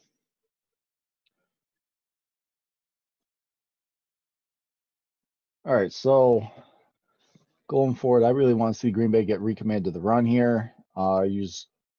Reestablish the run, first, second down. Keep rotating those backs. Aaron Jones. I want to see AJ Dillon perhaps get a couple more carries. I'm not talking about the load he got last week since we got Jamal Williams back, but we have 3 capable backs. I want to see them share the load. Looks like Aaron Jones is back, and we have a single back set. Let's see, three wide receivers, 1 tight end. And we give the ball to Jones, just what I want to see, and he gets a hard earned about 4 yards. So we're looking at 2nd and 6.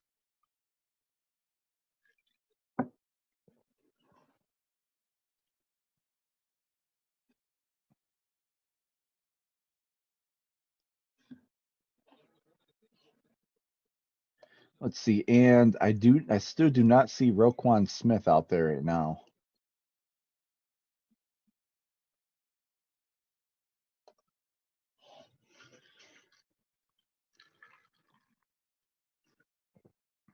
All right, Rodgers back, play action, hits Big Bob, first down. Love to see it. Love to see it. Pick up the first down. We are looking close to midfield right now.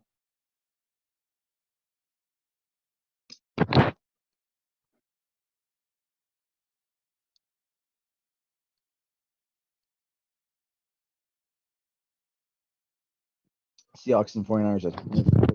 That is a big game. We need San Francisco to pull that one out. And Saints are up 19-7 on the Panthers. So that one is looking like it might go the Saints' way. And the Cardinals are up. Or Cardinals are down 7-12 on the Rams. All right, Rodgers back to pass. Lofts one up. Touchdown! Oh, he dropped it. MVS fucking dropped it. Oh my God. Again. What the fuck, MVS? Oh my God, he had a wide open touchdown. MVS just completely drops it. He just completely fucking drops it. And looks like Cody is back. We're going to try to min him in and see how it goes. Oh my God. He just completely fucking drops it. It's just there's no excuse for that. He just completely fucking drops it. Yeah. So sorry about my internet issues there. Come on, Rodgers. Come on. Oh, and Rodgers gets sacked. Yeah. I saw that Rodgers' first incompletion of the entire game was an MBS drop that would have been a touchdown. Easy. 4th touchdown of the game. Just drops it. I mean, dude, that's the MBS package at this point. Like, yeah, he'll fucking kill you. I think the best you can hope for out of him is you get a big touchdown out of him, but you also have to account for he's going to have at least one major. Yeah. I mean, he got us that touchdown earlier, and you got to love him for that. But he also just cost us another touchdown from going up big, and we needed that touchdown. We needed that. Was that a Khalil Mack sack? Yeah, right there? Yeah, they were Mack that. So Mack only got 9 sacks in the season. Come on, incomplete. We're gonna be punting this ball away. I'd like to see a replay of that because it kind of looked like EQ. Like he wasn't been held. Something happened there. I don't know if he got held or if he slipped, but it was a little bit off. But they don't show the replay. Dude, MVS. 3 and out, man. Yeah, MVS has to hold on to that goddamn fucking football, dude. I was just telling. So, go sorry, ahead. go ahead. I was just telling our fans that the 49ers and who the fuck 49ers playing? Seattle. They're tied 6-6 in the third quarter, halfway through the third. Low scoring game there. Yeah. Yeah, man. So we haven't really talked about the run game all that much at all. We didn't have it in any of our predictions, but we've not had very much success running so far. Like we've had enough to keep them honest, but frankly, we haven't seen the dose of running that I thought we would. I kind of thought AJ Dillon would continue to be a hammer for us. Really just been Jones, and he hasn't found much room. He's doing enough to open up those deep shots, but fuck, man, if you're not going to haul him in, you only get so many of those chances a game. And now the Bears are in position to tie this game up now. That is exactly what we can't have happen. It's a drive killer, dude. It's a drive. You can't have it. You can't have it. Come playoff time, you can't have that. It's equivalent to a penalty, pretty much. Yeah, you can't have it. There's just no excuse. You can't have it. It's wide open. You're an NFL player. This is not college anymore. That shit can fly in college where you can make a big play and then drop a pass. This is the NFL now, and you are in your third year. You're in your third year. There are no excuses anymore for why you fucking drop that football. And I mean, like earlier in the game, at the end of the half, we look at Kevin King had an easy interception right in his hands, Mhm. and he probably had a chance at a pick six, and he didn't bring it in. And like when that happens, it sucks, and you sigh, and you're like, "Come on, man!" But you also you're like, it's the defense. They play defense for a reason. That happens sometimes. Mhm. When it happens on offense, and when it happens this consistently, it's like, are there screws loose in this I guy's don't head? know. What's the problem, man? I think he's just in his own head. Like this game should be 28-10 right now. This game should be 20, if not more, if Kevin King doesn't return that. But at the minimum, 28-10. Instead, we're looking at a 21-13 game with Chicago chance to tie this game up. I mean, So, hopefully the defense comes out here and they make their presence felt. Frankly, I'm pretty impressed with how they've been playing so far. They've been flying around. mhm, Uh, they have let up quite a bit of ground in the run game, but overall they've been flying to the ball. They've been mhm, trying to make plays. They've shown aggression. mhm. Um, Now maybe if we can get Snacks up there and see if he makes any difference in the run I'm game, gonna be watching like for this and see if he's out here on this drive. I because hope I so. mean, come on, is Dean Lowry or Tyler Lancaster they really going to be any better I know they're than Snacks? now I know they're more acclimated to the defense and whatnot, but I mean, Snacks is a consummate pro. I feel like he can pick it up and understand the gap assignments and play just fine. You know, I actually read that Snacks in his rookie year he was on the Jets and he played under Pettin. He did. Yep. He did. Yep. He has some familiarity with him. So the Uh, Bears open with a run. We bottle it up for a so short gain. so while we're at it, popped in my head by the way just now. Um, Mr. Cottrell, we are in week 17 with 2 quarters of football, Green Bay Packer football left. We are closing up a 2020 NFL season. We only get nothing's guaranteed after this point, man. We get to see at least one more Packer game, and nothing is guaranteed after that. So, cheers to you, my brother, on a very successful Green Bay Packer season. Had a lot of fun doing this Cheers. podcast with you. It's yeah, We at man. least got one more in us, if not, but hopefully a lot more than that. So, For sure, man. It has been a really fun season to watch, and I think it's going to continue to be a fun season. I You know, agree. I know this David Bakhtiari injury. I'm not going to dance around it. It's huge, but I'm confident that we can find ways to work around it. Yeah. And frankly, this game is a good example. The Bears have a very good defensive front. We put up 21 points in the first half. Hmm. Um, so we're still in this thing.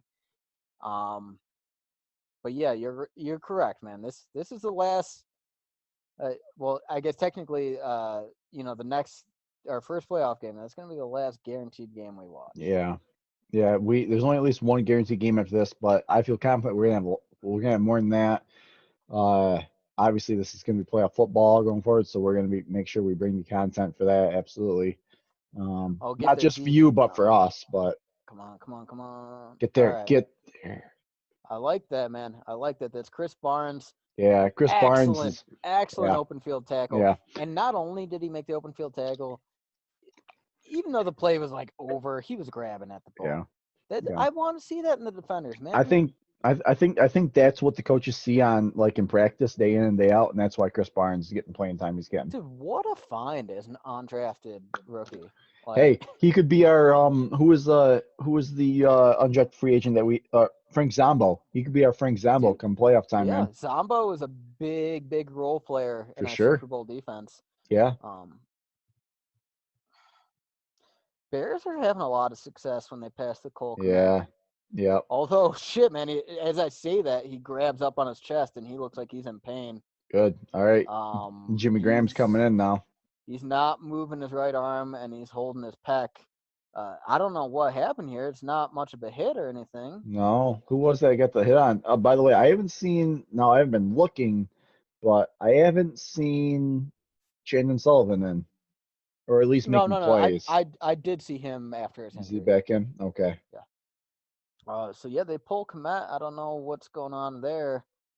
Bears go with a little screen, and Darnell Savage blows that shit up. Love it. He's so good at that. Dude, all right, when we're playing close to the line, when we're playing man, it lets our defenders be aggressive and just attack the ball. Good things Agreed. are happening whenever we're close to the line. It's I when we love it. go to these fucking soft zones where we get picked Hmm. apart.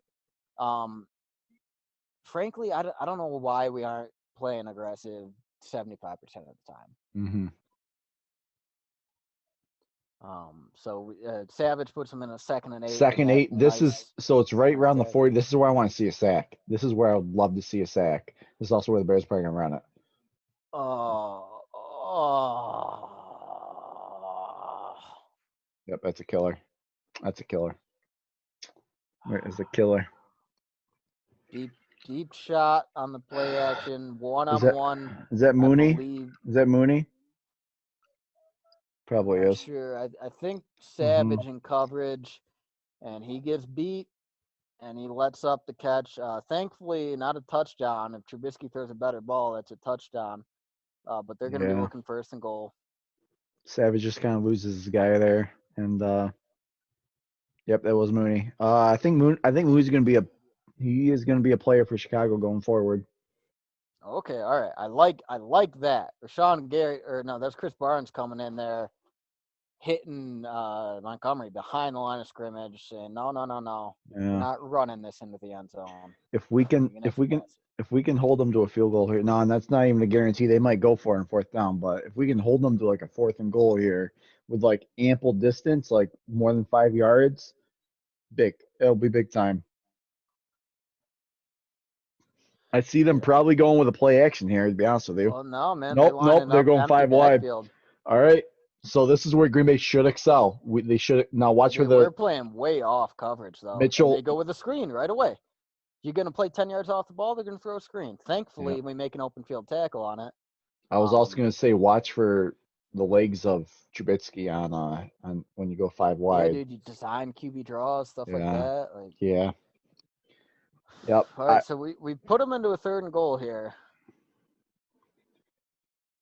It is a good question though, depending how close they get, if they'll go for it on 4th. Um, especially with the way our offense has been moving the ball.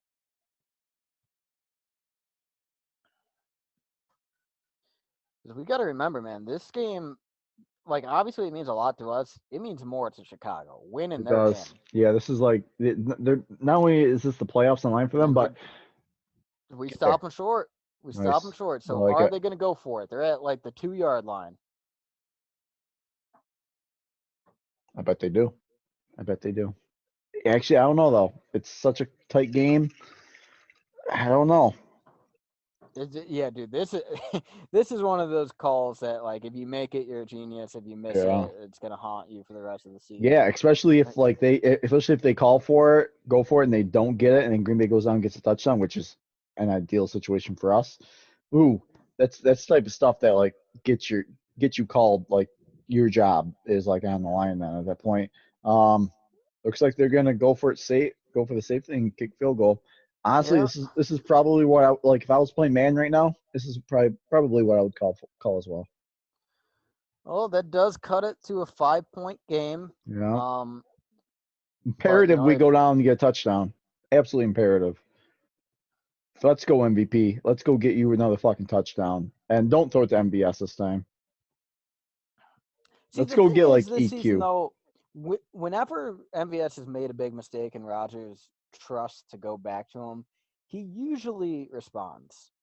I will Yeah, say yeah, he the has Colts actually. game was that was one place where it didn't work out so well, and he Hmm. fumbled in overtime. But honestly, Devontae kind of having a quiet game. Would not surprise me if we see some Devontae action on this drive. Rogers, it's Hmm. getting to this point where Rogers is going to say, we need to close this shit out. I'm going to my main man. Honestly, dude, when I think about it, it's the passing game. It's I don't think we called Lazard's name all game. MBS is pretty much he had the 2 deep shots, one of which he caught, one of which he dropped, and then I think he had one other 1st down catch. Hmm. Tunyon and Lewis, they've caught some, but there hasn't been a dominant receiver this game. If MVS brought in that second bomb, you could probably call him that, but he didn't. So this is, I think for Chicago, it's kind of do you make the choice to put all your focus on Devontae and leave MBS in those one-on-ones, or do you see that he's beaten you deep twice and you start shifting coverage to him, and then it opens up things for Devontae? The Bears have done a pretty good job on Devontae this game so far, I would say. I mean, he doesn't have any touchdowns. I think he's got like 4 receptions, maybe, like 50 yards or so. He Dude, has not been I really want to see him get a touchdown, at least one touchdown, because that'll put him in a tie for third all time. And dude, he deserves it, man. He's played his ass off this year. Yeah, and he's missed a couple games. Like he would easily, man. We are so lucky to have a receiver like Devontae Adams on our team, and that's no credit to anyone else but Devontae because he's earned everything he's had. He was a second round draft pick out of Fresno State, and people wanted to cut him after his second year because he had a very down year. He had that high ankle sprain. In the second year, he was down most of the season. Played really, really bad in that one Detroit game in his second season, and ever since then, he's turned a corner and he's literally transformed himself into one of, if not the best receivers in the NFL, besides run blocking because he's still fucking dick at that. But other than that, he's fucking amazing. I mean, we can't overstate how fortunate he was, though, to come up through the ranks with guys like Jordy Nelson and James Jones for and sure. Craig Jennings. He was he was in a good environment. Yeah, he was in a good environment. Now, did he ever have any years with Donald Driver or no? I don't think so. No, he didn't. He didn't come into the league until 2014. Yeah, I was gonna say 13, 14. 2013 or 2014. Yeah, it was after their Super Bowl years for sure. It was definitely a solid Ted Thompson pick. So dude, Ted Thompson, I'll give him credit for this. He could find receivers. And he continued to feed them to Rodgers. Like you look at the wide receivers on the Super Bowl team and the 2011 team. You could have said, "Hey, we're good. We're not picking any receivers for the next half decade." But he continued to go after guys. Let's go, Jonesy. Good hard run, 9 yards. Jones, nice hard run there. Dude, it has primarily been Jones here. Really, I don't think I've seen Williams with. I take that back. Williams, I think he's had a couple carries.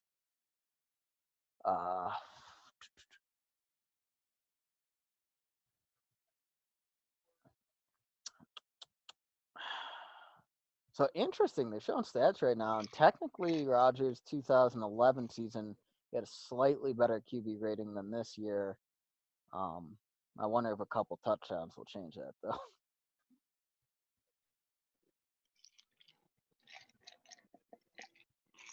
Come on. Oh, that was dangerous. That was dangerous. Oh, my God. Yeah, dude, who honestly, was that? Billy Turner, he held up really well there. He gave Rodgers a lot of time. Rick Wagner as well. Rodgers just, I don't know, man. You got to take off with your legs there, throw the ball away. That's a dangerous throw. Yikes. And dude, you can't be making a dangerous throw like that in a game this close.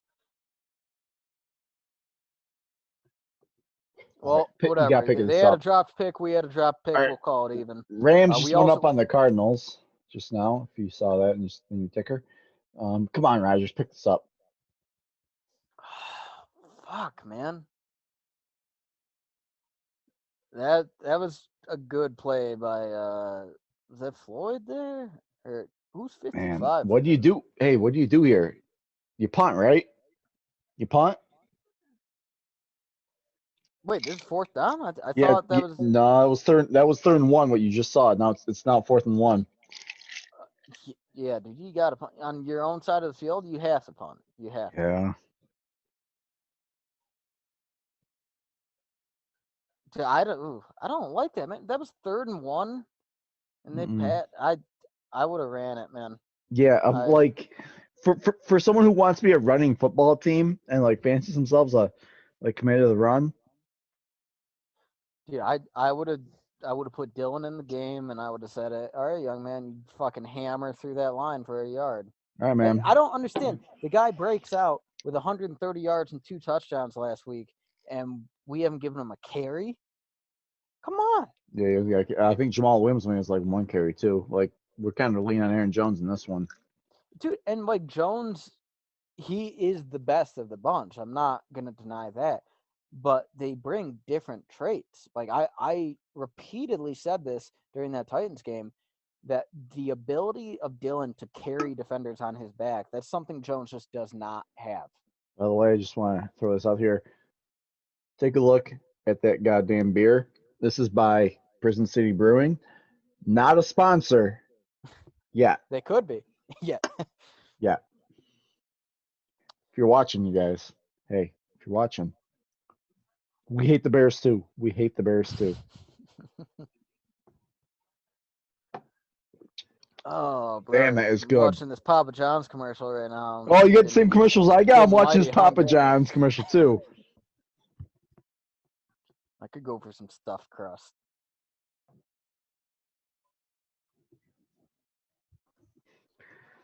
Over here placing my Let's order. take a quick look around the league, see what is happening as we close toward the fourth quarter of Week 17. I see it that the 49ers are leading the the Seattle Seahawks 9-6 late in the It third. amazes me how tight that game is. Yeah, so I believe that if San Francisco beats Seattle, we get the number 1 seed no matter what.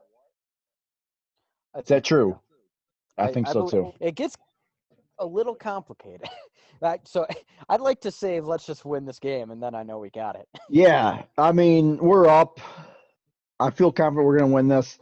I'm just running through all the scenarios. Yeah. So I mean, I do see the Saints they're up by 12 on the Panthers, midway through the third. I do believe.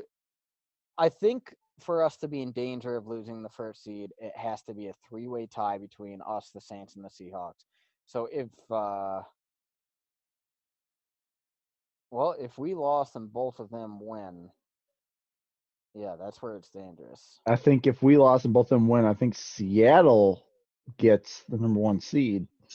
Like, it's crazy that they jump up and they get the number 1 seed, I think. Dude, I want to see the playoffs go through Lambeau. You know what? Man, I want to see some snow games again. You remember that playoff game with Ryan Grant, man, when it was snowing and he rushed for like 200 yards? Fuck I yeah, see dude. that shit this year. Yeah, like we are guaranteed at least one Lambeau game in the playoffs, but I want all playoff games in the Lambeau this year. So Kevin King showing some aggression. I like he's it. been coming up and I laying like hits it. a lot. So he limits that catch All to right. maybe 2 So, or 3 yards. Packers clinch home field advantage in the playoffs with a win or a Seattle loss. So if Seattle loses the game, we get the shit no matter what. The Saints can only get it with a win, so they have to win, plus a Green Bay loss and a Seattle win. So they need Seattle to win today. Seahawks can only clinch it if both Green Bay and New Orleans loses today, and it doesn't look like New Orleans is going to lose today. But so you were saying if Seattle wins and New Orleans wins and we lose, in that scenario, the Saints take it? Yes, that's the only way that they would get it. Well, right now that's looking possible. It's within the realm of possibility. So we need to fucking close this out. We got them in third. We need third and 3. We need a defensive stop. Shotgun. Let's get a goddamn sack. We haven't had. I could see them running a draw right now. Mm-hmm. No, all right. Quick pit. Oh, come on! Don't tell me. Yeah, they fucking get it though. I think that was Allen Robinson. It was. First time we've called his name all game. Yeah, it's the first reception he's had, and they put him over on Kevin King's side, and they moved him off of Jair's side. That's probably why we haven't heard his name. He's been over on Jair's side almost the entire game. You gotta wonder if that's where they start lining him up. here going forward. So Yeah, man. Sometimes I wonder. It seems like we kind of keep Jair on one side of the field, we and like do. with a talent like We do. that, like why not move him? We do. I don't know. I think he's just so comfortable there on that side of the field, and we have a lot of confidence in Kevin King too, being on the other side. So come on, make a good play. Good play, Kevin King. Kevin King's I been mean, playing good. He's been a good yeah. tackler. I would. All right, Saints are back up again, like big time now. I would like to see us retain Kevin King if at all possible. I mean, if we can do it on a cheap contract, yeah. But I don't. I I don't don't I see don't him want to again on a cheap I don't want contract to pay that though. guy a lot of money. He gets injured too much. He can be hot and cold in this Yeah. play. Like, yeah, he has the tools to be an elite corner. He I only think. does it for very short stretches of time. I think some team sees him as their top cornerback on their team if they sign him because cornerback's such a hard position to fill. So, come on, don't. Oh my God, you should have him at the line. Shit. Chris Barnes down. Oh my God.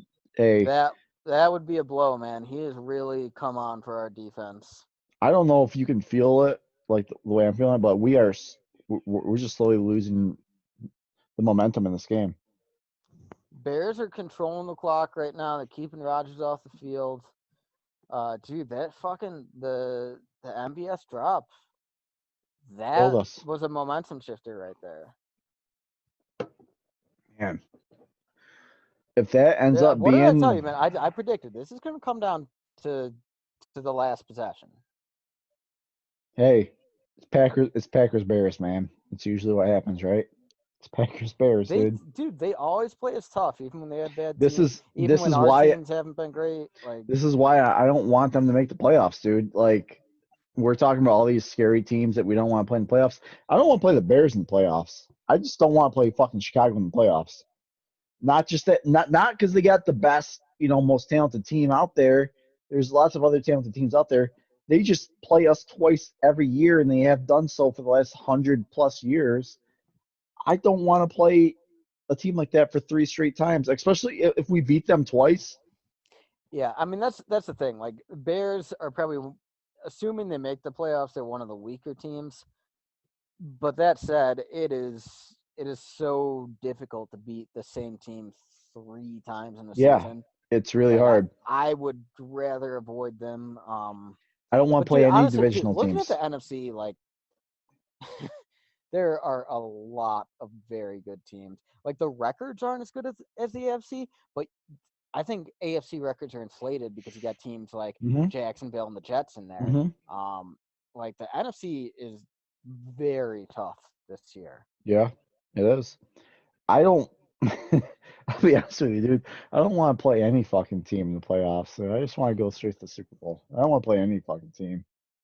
I Yeah, know. I I know. mean, We. honestly, I would like at this point, if the Cardinals make it, I'd probably feel most safe playing them. But that said, like, Kyler Murray could very easily embarrass our defense. Yeah.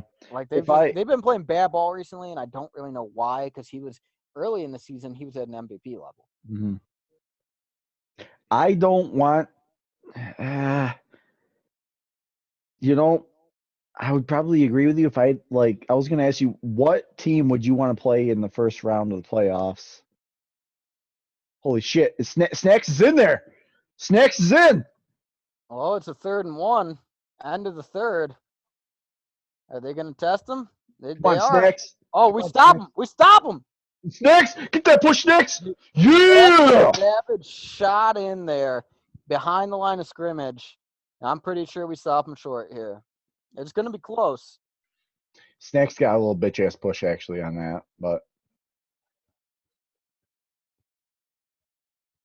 yeah, Snacks got pushed off that line pretty goddamn easy.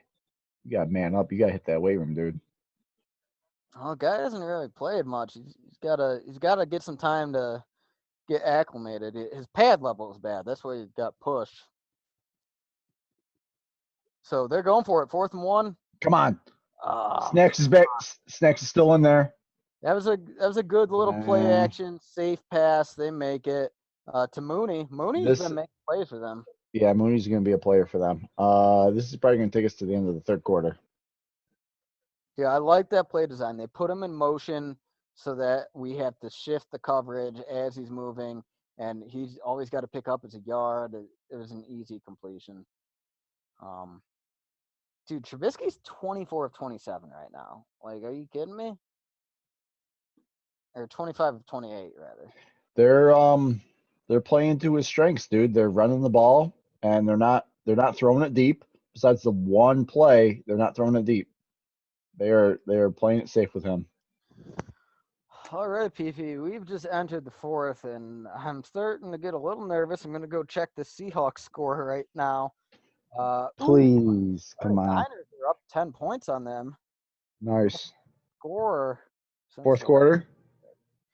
yeah, they are at the start of the fourth, and yeah, it looks like the Niners they scored early in the fourth, so they're up 10. If they can hold on to this lead, that is huge for us. Dude, they've held Russell Wilson to 101 passing yards so far, and they're leading There rushing league is there is now. something going on in Seattle lately, dude. That offense has not been as prolific as it normally has been to start Dude, the season it's off. wild that like Russell Wilson started the season on an like a Absolute historic tear. tear. Yeah. Like, just looked dominant. And then like midway through the season, he started throwing like multiple interception games Mhm. every week. And ever since then, he like the turnovers haven't been as bad, but they've been in a funk. Yeah, I think that goes to show. I think that more goes to show not the Seahawks talent level or the skill. I think it just goes to show the fucking parity level that there is in the NFL. Like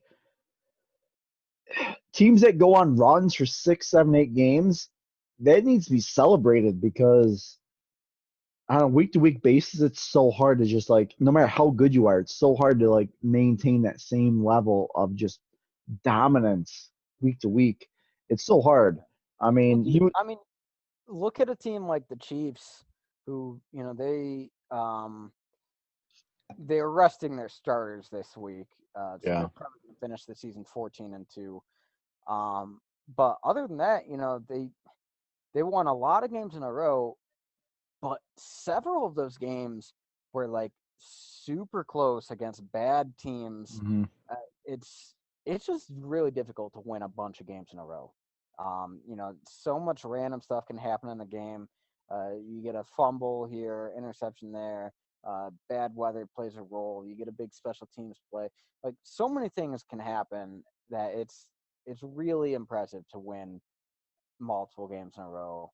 And dude, right now you got to say we're one of the hottest teams in the league. What are we on 6, 7 in a row? 6. I think we're right at 6 right now. Holy cow. Looking at this graphic, we scored 0 in the first, 21 in the second, and 0 in the third. So we are a second quarter team in this game. Well, let's hope it's even quarters. Yeah, it would be great if we could get a fucking turnover here. Trubisky has not turned the ball over once. Frankly, he should have. I mean, I still can't believe they called offsides on Yeah. that fumble that Amos forced.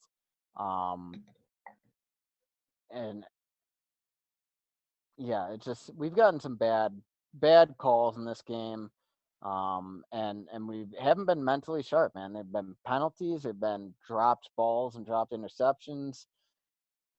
Uh, it's really the only person who's looked super sharp is Rogers. Uh, You know what? I'm going to bring up a question. I'll ask. It's not pertinent to this drive, so I ask you after this. They are going Wildcat. it Not, was tough running by Montgomery. yeah, that was actually a lot more than what it should have been. Yeah, he hit Snacks is getting some solid snaps in the second half, man. He is still out there right now. All right, they're which dude, showing the highlights. I'm surprised they waited until the second when I mean I obviously the Bears are in a situation now where running is still an option. Hmm. But like theoretically, we could have been up big and they'd be passing, and that's not Snacks' strength. Like Yeah, it still would have made more sense to play him early on. yeah. You got him third. He is out right now. Kenny Clark is in. He's the only defensive lineman in. We got our They go with a NASCAR package draw, in. 3rd and 6. Oh, do we stop him? Does Chris Barnes stop him just short? It's Oh, gonna it be is so super close. Where's that ref going to be? The ref's going to put him short. He's going to put him short. See, They're this play they're is a they're going for it. perfect example of so Chris Barnes, he goes undrafted because he's not athletically elite. Like Montgomery is clearly faster than him on this play, but it's Barnes' instincts that allow him to get there, where Kirksey doesn't have that. Blake Martinez didn't have that. Like Mhm. Chris Barnes is he just knows where to be. Yeah, And it helps compensate for his other deficiencies. I'm hoping Kamal Martin can be the same kind of player. Like he shows a lot of great yeah. athletics. Still learning. I think he's probably a year or two off still, but yeah, he should get there. Man, they're gonna measure for this. Yeah, You're gonna it's gonna be real close, dude. he's short. He's short, but they're going for this ball. They're going for this. Man, if this is it, dude. I'm not saying this is it. This is it, but this is it in terms of if we can stop them on fourth down here. Watch for the QB sneak, you guys. We can get them on fourth down. This is the momentum changer that we fucking need, dude. This is the momentum changer.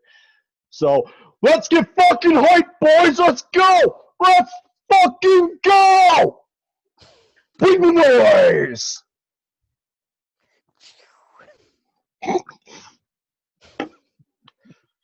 No one's in Lambeau. I'll bring the motherfucking noise. Let's go, Let's baby. fucking go, baby. Let's go. Dude, you call the QB sneak and they make it. They made it easy. Shit. And we did not have snacks in there. We had Lancaster. Why the fuck do you not have snacks in there, dude? You literally brought him in for that sole purpose. You put Kenny Clark off center in that? Patton. Lancaster literally he just dives at the center's knees and easily all Trubisky has to do is sort of jump over his center. That was easy.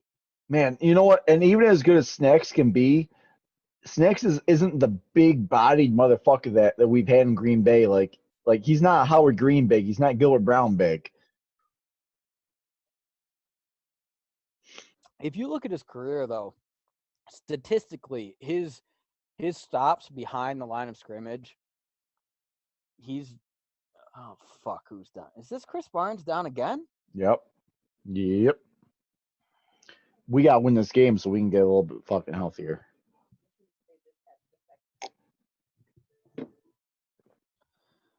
All right, man. So we're I'm now with the paying. Bears. They've been on a long. They haven't necessarily gained a ton of yardage, but I think that was the 12th play of this drive. Um, and these long drives they sap momentum.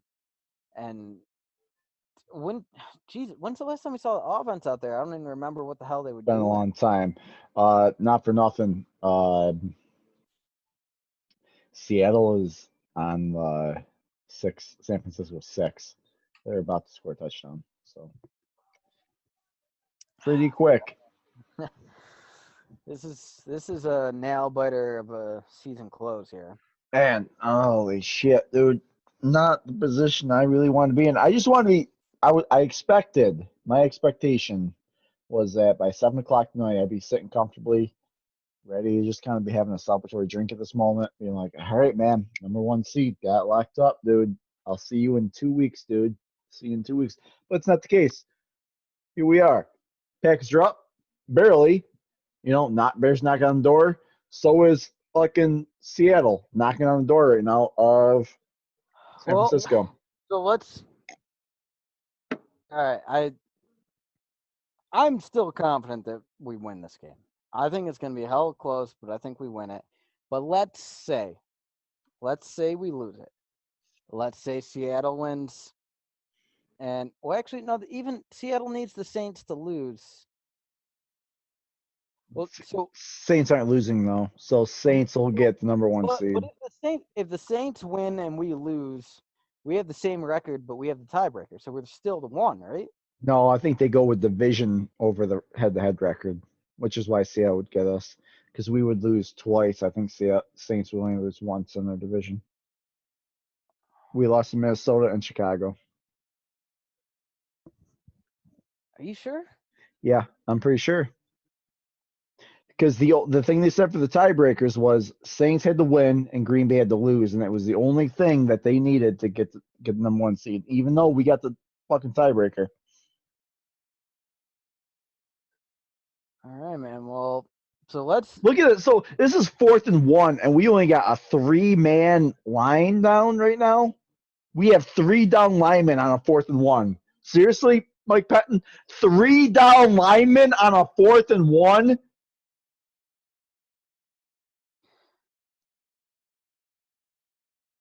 dude, Kevin King coming with aggression there. Montgomery made a God, you miss. gotta fucking wrap him up. Wow, dude, did you just see Amos fucking took his head off? Kill him. I think Fucking kill him. I think he just took Mooney out of the game. So Kevin King came with aggression. He missed it, and then Martin misses it. Come on, Martin. Come on, Martin. You are an inside linebacker. So You are paid to make tackles. Oh, he fumbled too. Tackle, and then Amos comes in and just destroys Mooney. He fumbled too. But come on, Martin. You are an inside linebacker. You get paid to make tackles. You need to wrap him up where he was. Yeah, he's still down. That was a Fuck. heck of a hit. God damn. You know what I want to see so bad right now? It's not going to happen. I want to see like a sack on 3rd and 1. I want to see a sack so fucking bad right now. 3rd and 1, they're gonna run the ball. I know they fucking will. I know they will. Dude, if we're not playing up on the line of scrimmage, man coverage, sending pressure, then I don't know what the hell Mike Patton is doing. Me neither. But anyway, before this play started, I was saying, let's say theoretically we fall to the 2 seed. That would mean we're facing the 7th seed in the wild card, which the 7th seed very well could be Chicago. It could be. Yeah. It literally could be. It's either going to be Chicago or the Cardinals, depending on the outcomes of these games. All right, Mooney's getting walked off.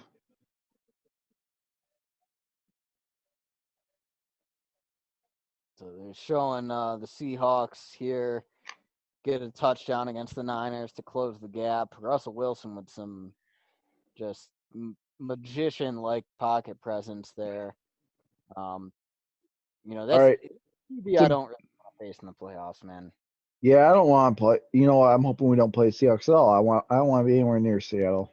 Not that I mean, like, their defense ain't great, but just Russell Wilson, he's a gamer, man. Yeah, and you know what? We've had decent success over Seattle in the past, but come on. We stop them short. We stop them short on 3rd and 1. I love it. They're going for this motherfucker. They're gonna go for it. Dude, hey, action. do they go for a 3rd QB sneak? I think they go play action. Think so? Do you think they get it? Yes. God, I hate that. I think so. I think so too. I think our defense is tired. This has been a long drive. Do you know I keep asking these questions so that when we fucking play each other, Madden, I know exactly what you're gonna fucking call. I'm fucking researching you right now, motherfucker. I am researching you. Yeah, a little heads up for the listeners. When the season is over, Drew and I plan on recording some Madden games. So that should be, something. Get you through the off season. Thing for the context viewing pleasure.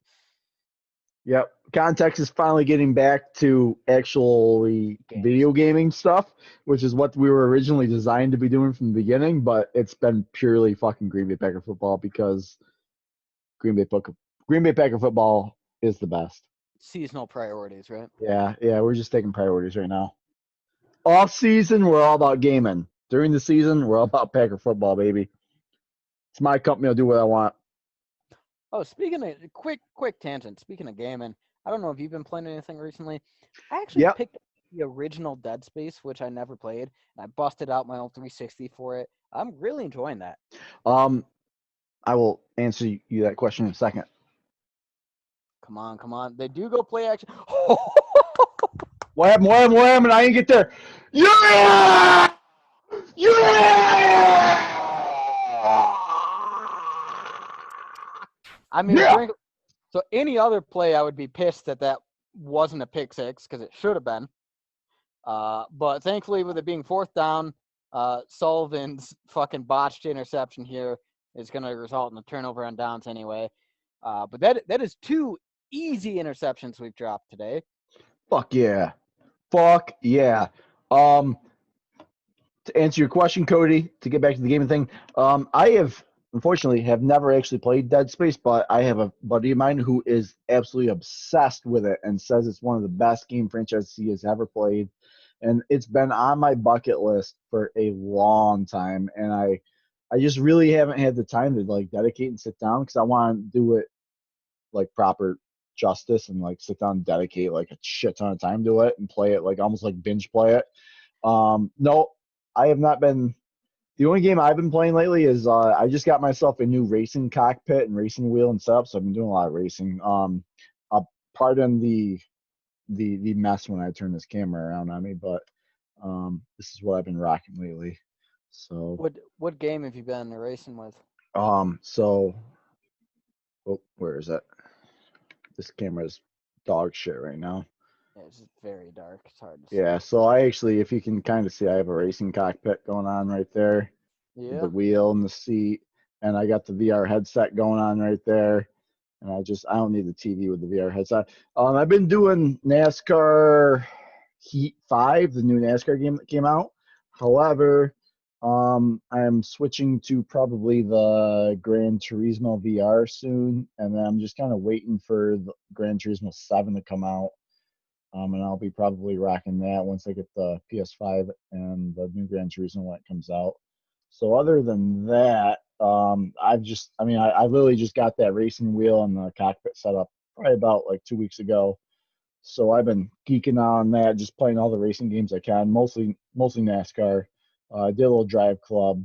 I'll probably be doing some Need for Speed here soon in a little bit, finishing up my season on that. And I'm probably gonna get a little into like F1. I've been really digging like the whole racing scene lately, so I'm also been doing some racing shit. I did buy the new Avengers game for the PS4. I've heard some terrible reviews for it, so that's why I haven't like. It's still in the wrapping. I haven't unwrapped it yet. Bought that like on Black Friday, and I still haven't unwrapped that game. Um, I'll get to that at some point and crank that out. I've been wanting to play. What's another game I've been wanting to play real bad?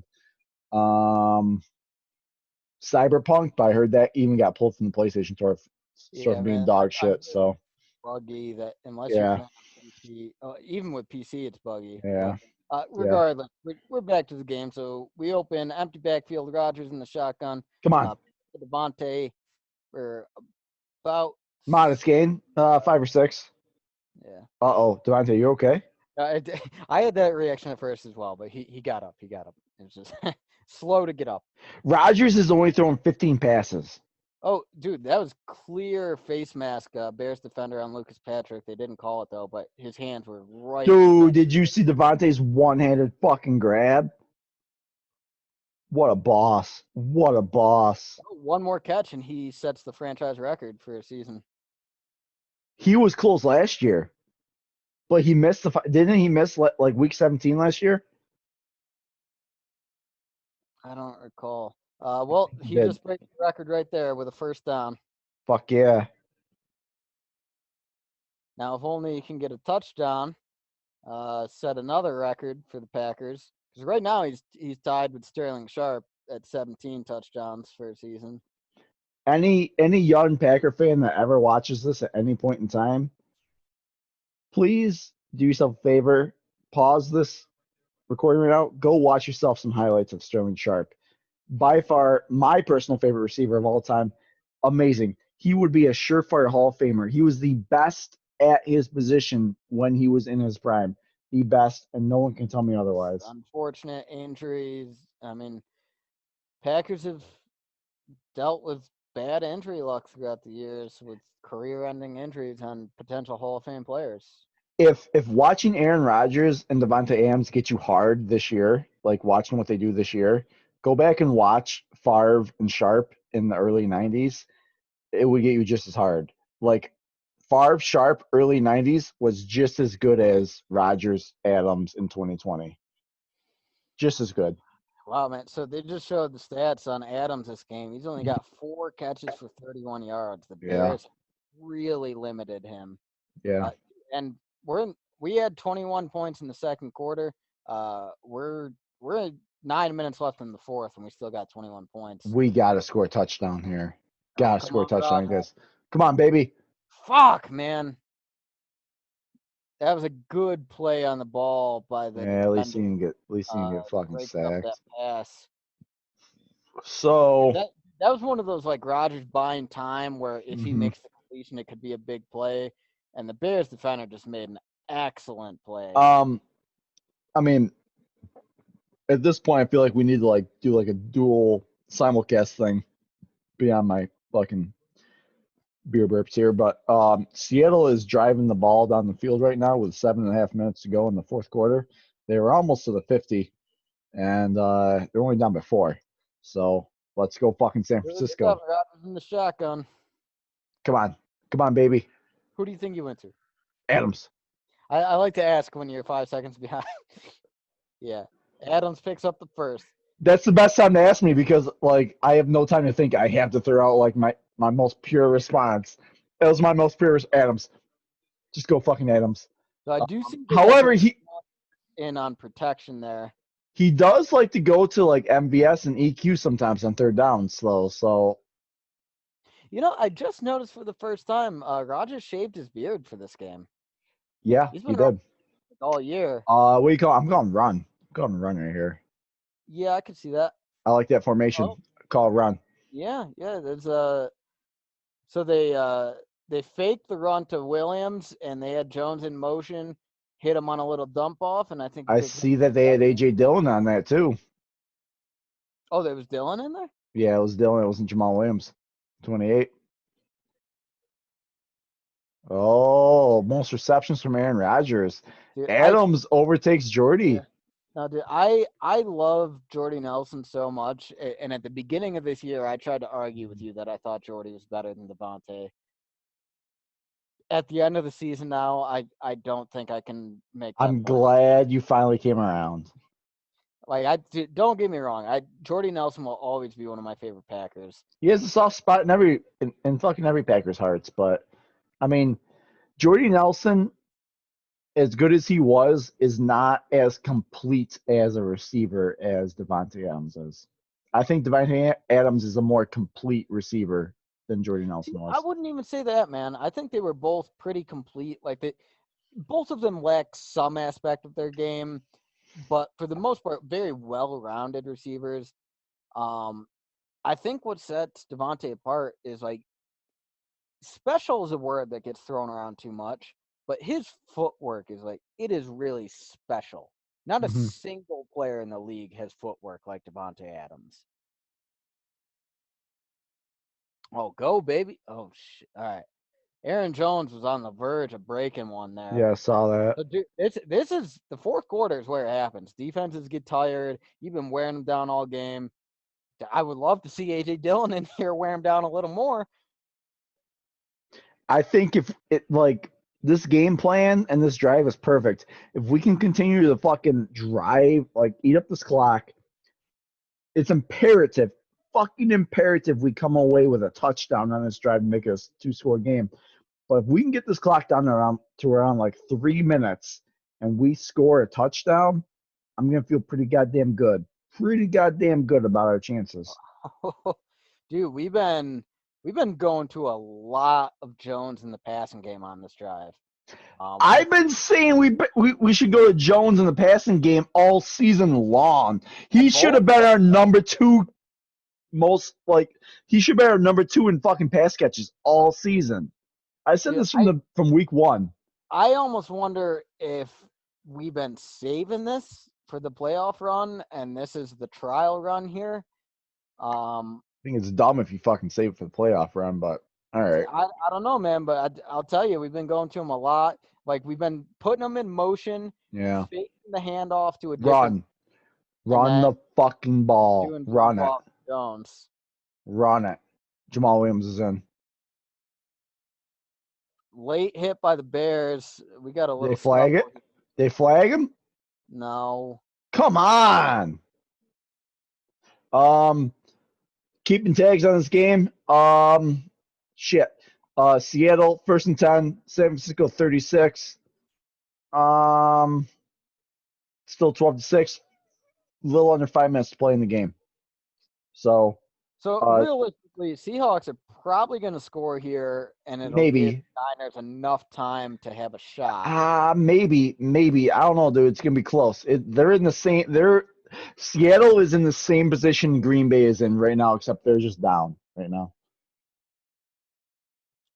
Like that. We haven't Love seen that it play. like that this game. With Love a that play. Love that nice play. little Okay. roll out to Lazard, first down. Offensive coordinator of the Green Bay Packers, Mr. Cody Trell. What are you calling here on 1st and goal with about 4 minutes, a little under 4 minutes to go in the fourth quarter here? Run or pass? They're gonna run. They want to keep eating this clock. All right. Russell Wilson just scrambled for 16 yards with 4 minutes to go in the fourth quarter. They are on the San Francisco 20, so they are really right on the edge of the red zone right now. Yeah. I take it back. I'm looking at the coverage here. I think they pass. They got too many in the box. Well, I'm they running. go with the I'm run. running. I'm running. Touchdown there, Jones. Touchdown, baby. Like it.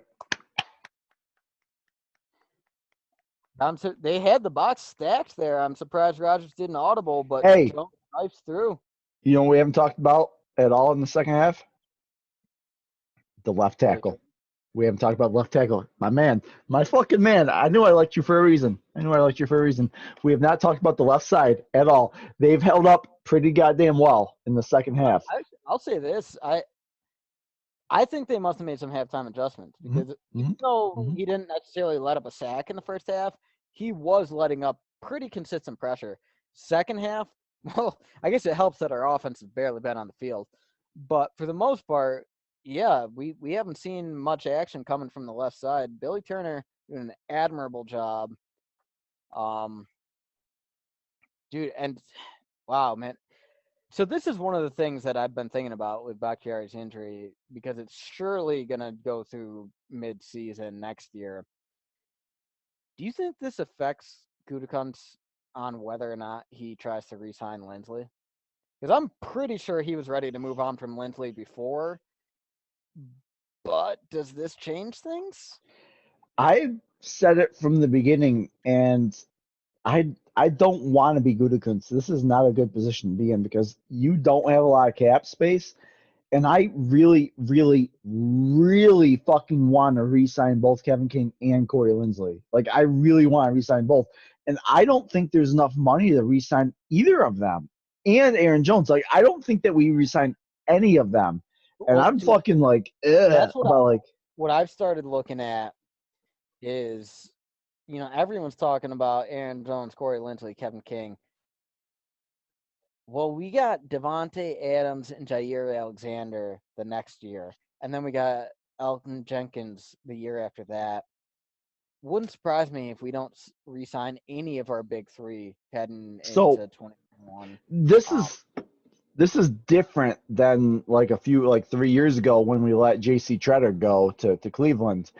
Like, we seen enough of like they split time that year. Like Corey Linsley's rookie year, he played for like half the games that JC Treader did, and he played pretty well. He played just as well as JC Treader did. So it made sense to let JC Treader go because Linsley played just as good, and he was younger, and he was on a rookie contract. There's no one like that in this situation right now where like Corey Linsley can be let go, and all of a sudden you're going to have a good fucking center just stepping in, ready to go, dude.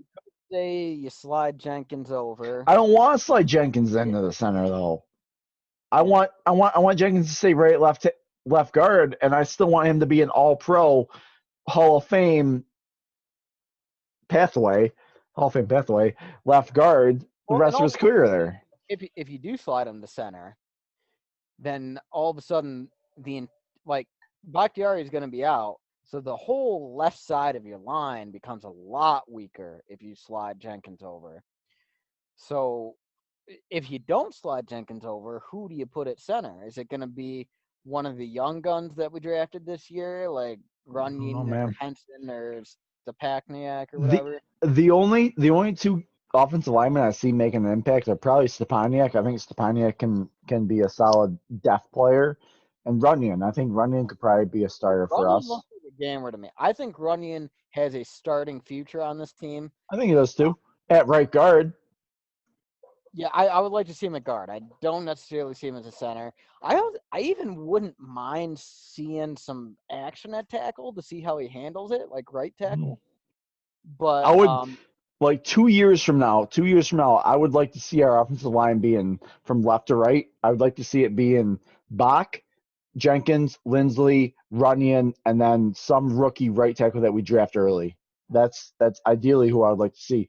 Not that Billy Turner is no scrub. I'm talking like 2 years from now, like he'll be yeah, serviceable. it's I time to would, move on at that yeah, point. that's Um, ideally how I would like to see our line play out. I think it's important to make sure that Jordan Love has an amazing line to play behind. what did I call? What? Excuse me. Yeah! Yeah! Yeah! Adrian Amos, baby! Oh, Yeah! that was Amos, brother. I thought that was Savage. You got That's it. fucking You got it. Amos, baby! All right, man. Well, that's the dagger right there. Fuck yeah! That's the dagger. There's 3 minutes left. We just Fuck killed him. yeah! We Hey, punched our ticket. Number 1 seed, baby. Cheers to a 13-3 number 1 seed season on the path to the Super Bowl. I don't know what's going on here, but I like it. I'm just tickling that beard, brother. Just tickling that beard. Just loving up on you. Because I love you. See, Because I love that you. literally, the first time Oh, where fuck Trubisky was yeah. put in a situation where we knew pass was coming and he had no option of run or play action, interception. Just want to let you And know. the great thing is he's played well enough, and they are gonna retain Nagy. I think they hold on to Trubisky. I think they're gonna pay him. The Bears are gonna be the Bears. They're gonna waste a bunch of money to hang on to Trubisky, and it's gonna Yeah. be back. Yeah, I think that given their record, which is potentially looking like 8-8, given their record, they're not going to be in a position to sign like a game changing quarterback, really. So I think it just makes sense for them to re-sign Trubisky and just kind of hope for a lucky break. Kind of. Yeah. I mean, well, like, so I could, you know what? I could potentially see the Bears doing something where like if they let Trubisky go, maybe they sign like Cam Newton because Patriots are projected to let Cam Newton go. But I again, but can't. Cam Newton's not your future though. So I mean, they don't have a future quarterback. So I just see like, so if you're left with the decision between Trubisky and Cam, I'm probably going Trubisky because he's the younger quarterback. Young, more And athletic.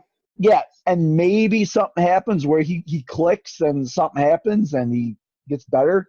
Cam, you've already seen like everything that you needed to see with him. So hey, don't turn the ball over. I'm okay with a field goal in this case. Run the Oh, clock. breaking one. Oh fuck yeah. Oh fuck yeah. Don't you just love when you feel the energy of a team shift and all of a sudden they start having more success? Like I can't think of a single other sport that's like this. Yeah, I know my fucking Emotional game. hey, my fucking penis is hard right below this camera. So yeah, I I know can exactly see. what you're I can talking see. You gotta reach your camera. about. I know exactly what you're talking about. By the way, hopefully this doesn't matter, but Seahawks are up right now. They just scored. Russell Wilson just threw a second touchdown pass to Tyler Lockett. They are beating San Francisco right now. So Yeah. So as far as I know, that will not matter. I mean, if we granted, score a touchdown, there's three absolutely minutes not. left. There's 3 minutes Hey, left. Not over. But the Saints are up 33-7 on the Panthers. That's yeah. great. No, I'm not going to be picky here. I'm not going to be fucking picky at all. Touchdown's a touchdown.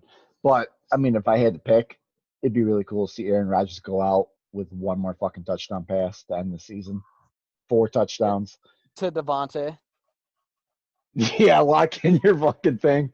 It looks like you might have your. This is going to be a run. This is going to be a run still, I bet. I'd fucking run this. To Devontae. To Devontae. Oh, is it? Touchdown, Devontae! Yes, yes, yes! Touchdown, Devontae! There 4. we Hey, go. hey, we are watching the MVP of the 2020 NFL football season just Hey, throwing hey, his 47th touchdown pass not of the year. only are we watching the MVP, we're watching the Offensive Player of the Year as well. I think Devontae Adams has to win that. Um, so that number, I was mistaken actually. I thought that would break a tie with Sterling Sharp. That actually ties him with Sterling Sharp. So I guess that gives Devontae some motivation for next year to have a full healthy season Right. and really just break the record books. But dude, yeah, we just broke this fourth quarter open. It seemed like we went the entire second half without touching the ball, and all of a sudden, fourth quarter, we're just tearing the Bears apart here. I love it. So let's take a look at the other games and try to get a sense of what the playoff layout is going to be. Yeah. Seahawks just took the See, lead on the Niners. yeah. Seahawks gonna win. Beathard just fumbled the ball and turned it up, gave it up to Seattle. So Seattle has the ball with 2 minutes to go in the fourth quarter, and they're in the red zone. So Seattle's So gonna win the game. interesting to see here. Texans are up 35-31 on the Titans. Yeah. Titans have the Colts, ball though. the Colts are beating the Jags. If the Titans lose and the Colts win, I think Titans are out of the playoffs and Colts are in. It's looking likely, yes. I think Miami's out of the playoffs too right now. I think, dude, I think the Bills I think the Bills knocked them out in the most demoralizing manner possible today. Yeah, you know what? I will say this. Miami had no business being fucking a 10-win team Oh, this year. dude, I think Brian Flores, You did he a great probably got job. my coach of the year You did a vote. great job. You did a great Dude, job, man. he absolutely had that team Yeah, overachieving. And yeah. they're gonna have like a top 3 pick next year, Number three plus right now. Yeah. yeah, plus a pick in the 20s. So Like the Dolphins are set up long term. you They're got you have to assume. I mean, some people. So I know some Miami fans are like, Tua's not the future or whatever, but I don't see them taking a quarterback. But um, you never know, dude. yeah, Tua, well, it depends what happens. But Miami could be set up to take the best non-quarterback player in the draft off a 10-win season. Not bad, dude. You're talking about like a Nick Bosa type player and do a 10-win team. Yeah, it could be pretty good, man. it's interesting to I would say honestly, looking at the way they performed this season, has Jalen Hurts outplayed Tua? He might have. Well, they did need Fitz to come in 3 times and bail him out of a fucking Yeah, dude. potential loss. So. And he would have come in today, but he was on the COVID list. Mm-hmm. Like Tua threw Mm-hmm. like 6 today, man. Mm-hmm. All right, so Chicago's moving the ball, but it might be a little too late at this point. So convincing dub by the I'm pack. surprised though we have not had a single sack this game. No, well, no, we did earlier. We did it way earlier. Really? Do Who? Um, Oh wait, you're right. You're right. yeah, It was Gary and Barnes came in yep, together. yep. Gary and Barnes came in. Yep, Um, but it's the only one though. It's the only yeah. one. Which honestly, like most of the day, Trubisky had a pretty clean pocket, so Hmm. that is one area of concern. Didn't have a great pass rush today, whereas last week we had a really nice pass rush. What would you feel about playing any of the NFC? I think it's the NFC South. Any of the NFC South teams? Like have them somehow win in the wild card game, and we play like it's probably gonna be the Redskins or Washington football team. I bet. Um, but So, Um, I'll say this, man. I think the Saints, if you put them on a neutral field and you have all their players healthy, they're probably the most balanced team in the NFC. They're full of elite players. They're just an excellent team and coached top notch. But dude, if they got to come to Lambeau and Drew Brees has his broken ass ribs and his weak ass 42-year-old arm or whatever, I don't think they're gonna do much. Like, all right, dude, try to run the Wildcat with Taysom Hill and whatever. Hmm. I Well, Michael honestly Thomas will be back. faith Michael in Tampa. Thomas will be back, and so will Kamara. I So would- Dude, I'm confident Jair can shut down Michael Thomas. Kamara, he's a game changer. He's an issue. But it's I think we could handle them. I think we could. I would rather face them than Tampa, because Tampa, dude, you're talking about what I think is probably the best defense in the NFC.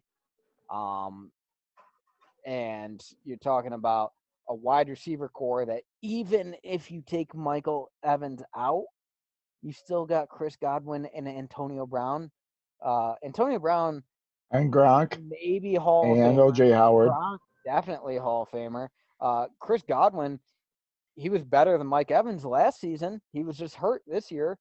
Like, dude, they're full of talent. Oh, and a little old man named Tom Brady. Like, only the greatest leader that football has ever known. I don't want to face Tampa, but dude, seriously, I'm telling you, I really think we have to go through Tampa to get to the Super Bowl. Yeah, So if they have to come to Lambeau and Tom Brady has to you're play the probably Colts, right. I'm much happier about that. I think playing at home is going to help us there, and I also think getting our fucking asses whooped earlier this year. Um, it, I said the last thing. I said the same thing last year about San Francisco. I'm like, oh, we got our asses beat. We're going to be more prepared this time, and then we just got an even worse beat down. I I don't think that happened with Tampa. I think the team is the coaching staff and the players. I think we've had matured leadership this year. I would agree. I would agree. Thank you. Um, Um, Seattle, dude. I mean, yeah, whenever Seattle's had to come to Green Bay, we have a we've done pretty good record okay. in Yeah, Green we've Bay. done okay. And Um, also, I think their defense is not good.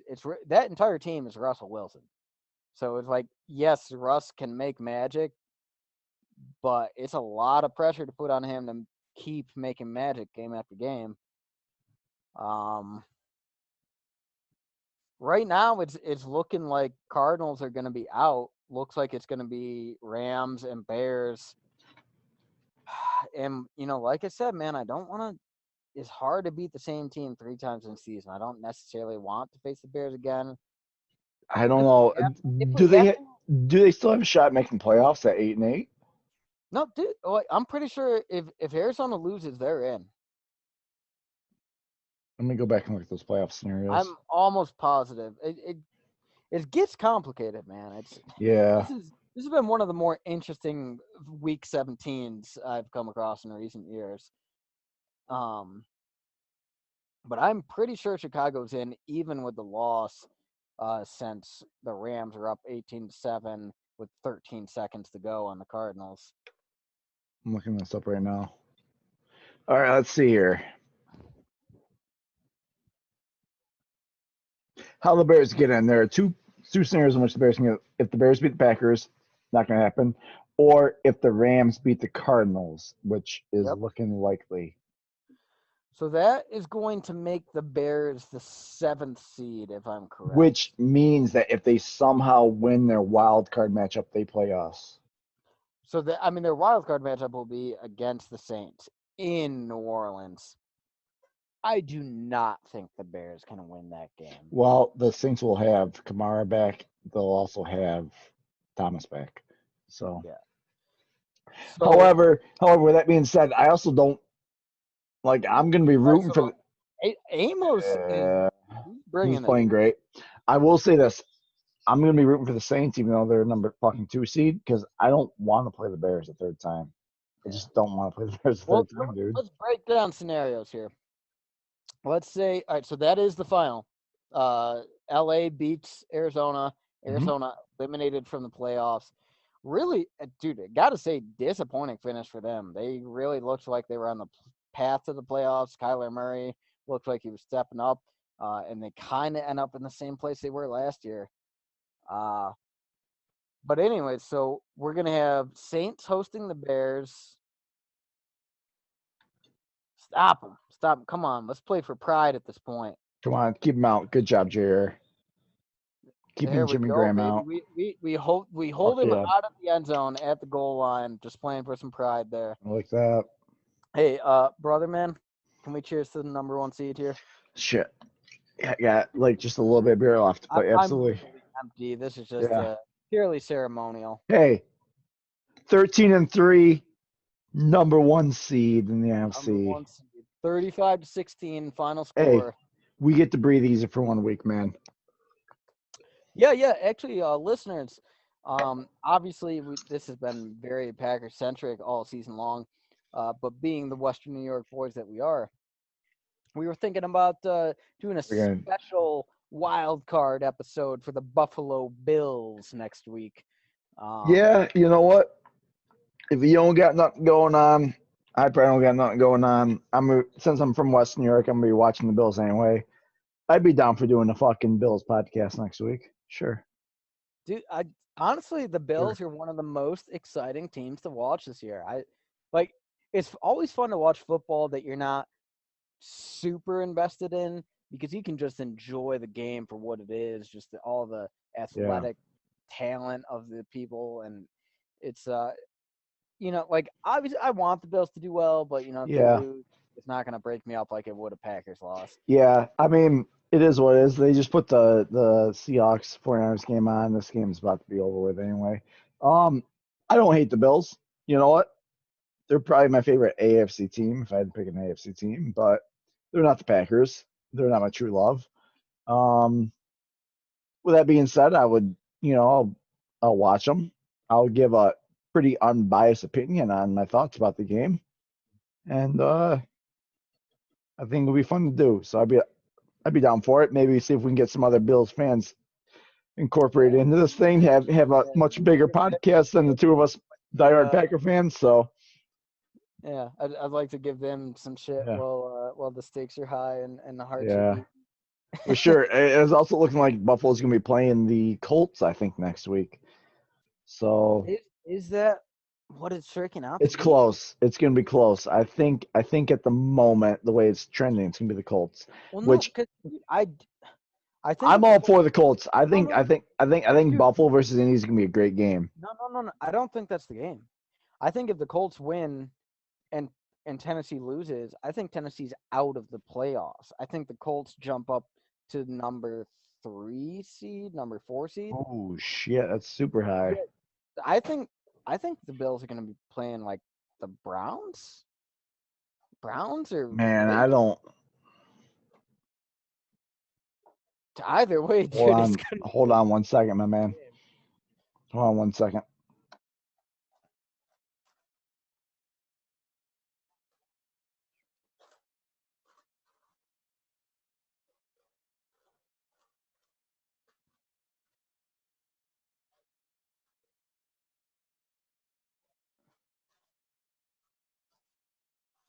Well, so it does look like the Titans have actually come back and taken the lead on the Texans right now at the end of the fourth. We're under 2 minutes to go, and the All Titans. right, all right, I'm back. Uh, So so I, looks I was like. just saying, it actually looks like the Titans. They Mhm. have come back. We're in the last 2 minutes, and they've taken the lead. Oh, they Derrick have. Henry, All right. Derrick Henry is over 200 rushing yards. Yeah, yeah. He's over 2,000 for the year now. He So is. That's yep, official. yep, it's official. Mhm. Dude, seriously, he might get that fucking co MVP. He Dude, could. holy shit, man. He's got 246 rushing yards this game.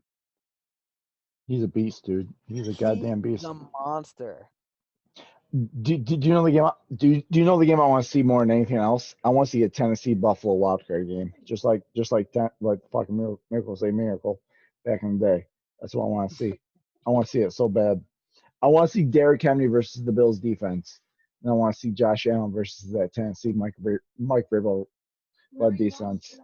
Dude, actually, I'm going to double check and I see if want to this guy. see. I want to see if Buffalo can avenge their fucking historic collapse against the Tennessee Titans, like they had, like the absolute embarrassment they had against the Titans like 8 weeks ago. Can they avenge that? Oh shit! All right, so this Titans game is on TV right now. Or are the Titans the Bills' daddy? That's what I want to see. That's what I want to see. You know, they actually, I remember watching something one time where they did replays on the Music City Miracle, and technically there should have been a penalty called on it. Yeah, I saw that. Yeah, I did see that. Hey, there should technically be penalties on fucking everything also. Dude, that's one thing I'll say about this Packers game. Well, yeah, and I guess we're getting ahead of ourselves talking about the rest of the league. We should probably do our MVPs and all that. But for the Packers game, the refs opened up with some really, really poor officiating in the first half. Hmm. Second half, they really laid off the flags and just let it play out.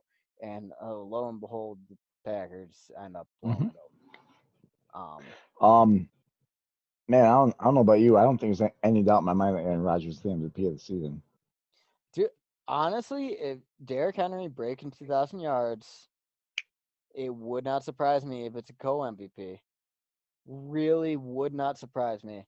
Dude, and I know that would fucking get Rodgers goat so much. I kind of Hmm. want it to happen. I want him to be pissed off heading into the playoffs and saying like, God damn it, fucking lose my left tackle. It's probably a big reason why I'm wearing this today, man. Hey, sorry that the listeners and viewers have to see this, but late me some brownie batter and I can't pass that shit up. Hey, eat that brownie batter on camera.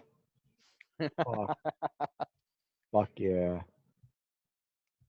Oh yeah, man. Let's All right, now that the game. they're showing the playoff picture. So Packers clinched that first round bye, baby.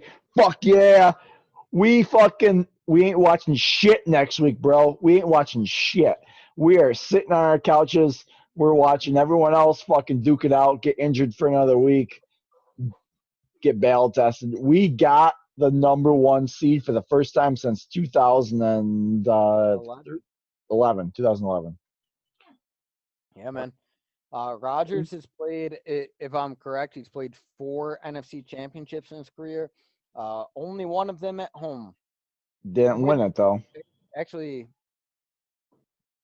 wait, none of them at home. Yes. Yes. Hmm. We went 15-1 in 2011, and we played the Giants at home, and we No, lost. no, no, no, no, no. We got bounced in divisional there. That was not an NFC championship. I think the Oh, an NFC Championship. You are correct. No, we have yeah, never played an NFC Championship at Lambeau in Green Bay. Now, hey, let's not get ahead of ourselves. We gotta win our NFC divisional matchup first, man. Well, so let's do that real quick. Let's break down playoff scenarios, and then I'm excited, dude. I'm and fucking then we'll jump excited, into dude. this game to name our MVPs and all that. But playoff scenarios, let's get the final look here. So it's going to be Saints hosting the Bears. Yep. Then it will be Seahawks hosting Rams, which they always play each other well. But if Jared Goff isn't fully healthy, that could be a bit of an anticlimactic matchup.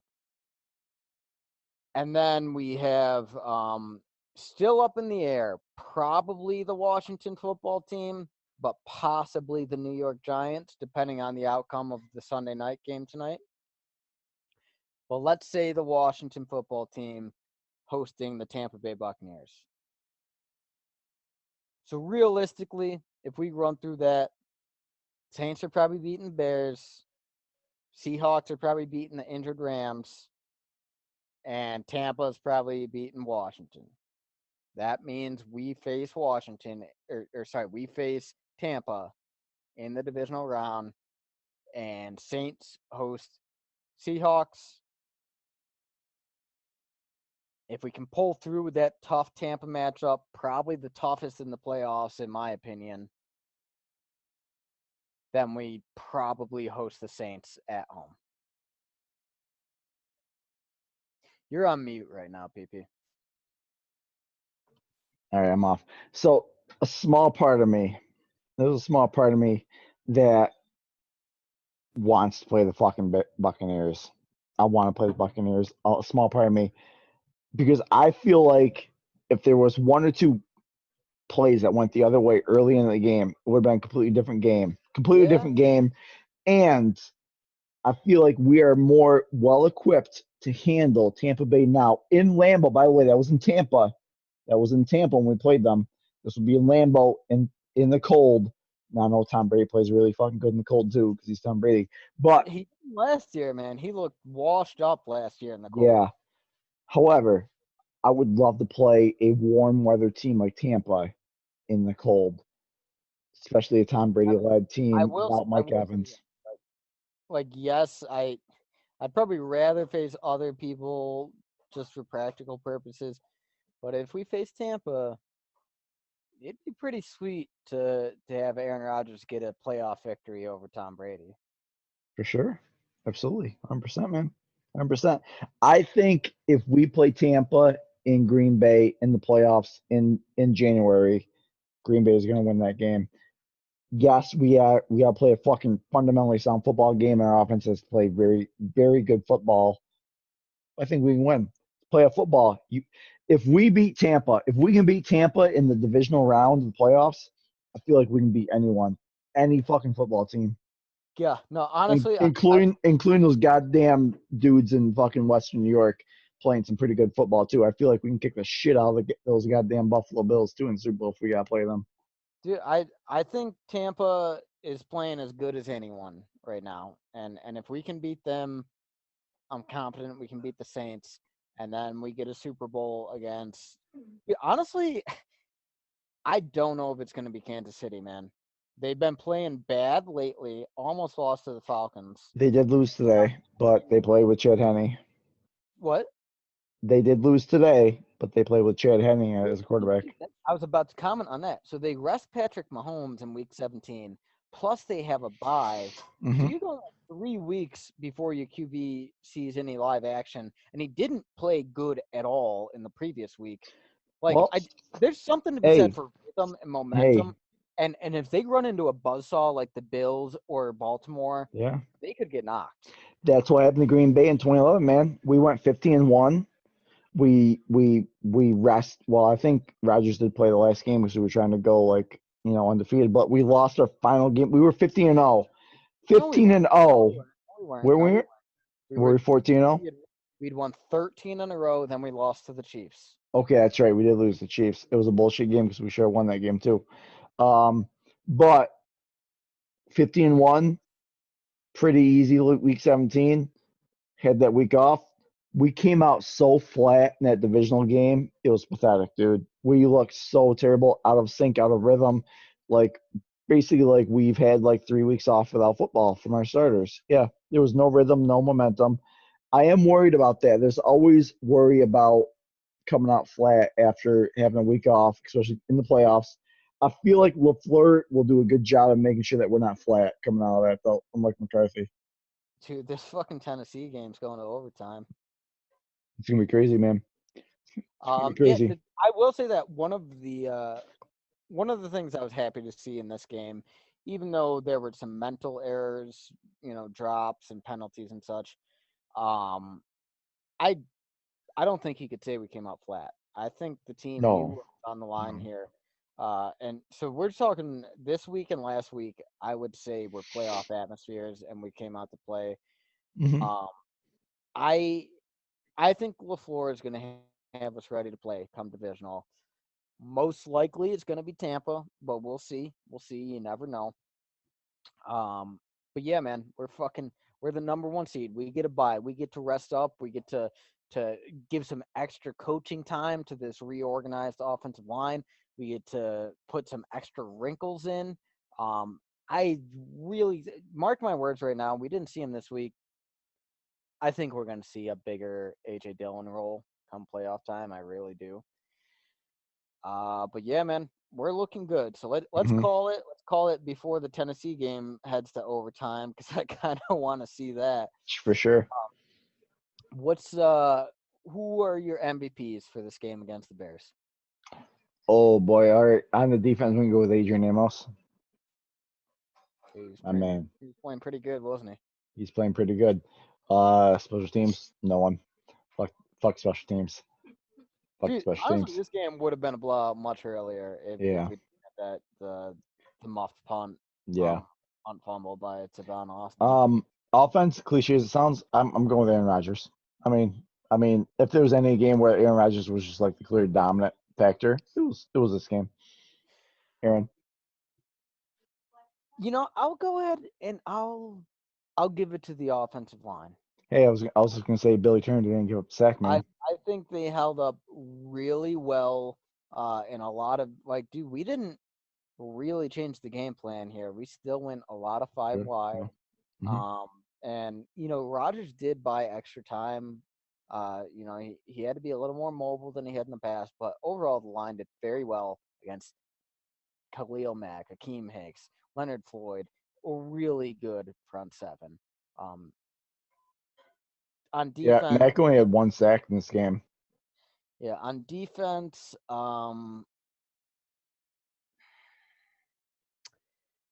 dude, I got to give it to Jair, man.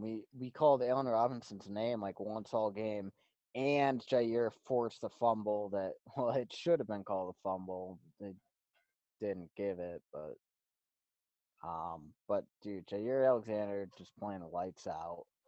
He's going to be the X factor in the playoffs. We cannot afford to lose him whatsoever. He's going to be Yeah, I don't even, the clear I X wouldn't call factor. him an X factor. I would call him, certified sure thing. We know what we're getting out of him. To Hmm. me, the X factor is a guy like MVS. Man, he's got to hold Is on to he, that is he shit. going to be the guy who shows up and catches the 70-yard touchdown? Or is he Hmm. going to be the guy who drops the ball, kills a drive? Because that is what's going to matter in the playoffs. Hmm. Um, guys like MVS, I could see Tunyon being a big X factor in the playoffs. Um, and then probably a guy like Chris Barnes or something. Yeah. Bakhtiari aside, Bach aside, this is probably the healthiest Green Bay team we've ever had going into the playoffs, by the way. Just want you to know that. Like, think about who do we have on IR this year? Who was like a solid contributor? This is probably the healthiest we've ever been going in the playoffs. I mean, You're right, man. There's Bach. Who else? Who else is really? I mean, Devin Funchess, who was a free agent sign, never played down for us, is on the COVID list. But other than that, we don't really have anyone on IR for us. Yeah, We're and pretty that's the thing. healthy. Like we've battled a lot of injuries this year, Hmm. but thankfully they haven't been season-ending injuries for the most part. Hmm. Um, but I mean, we We're did pretty deal with healthy, man.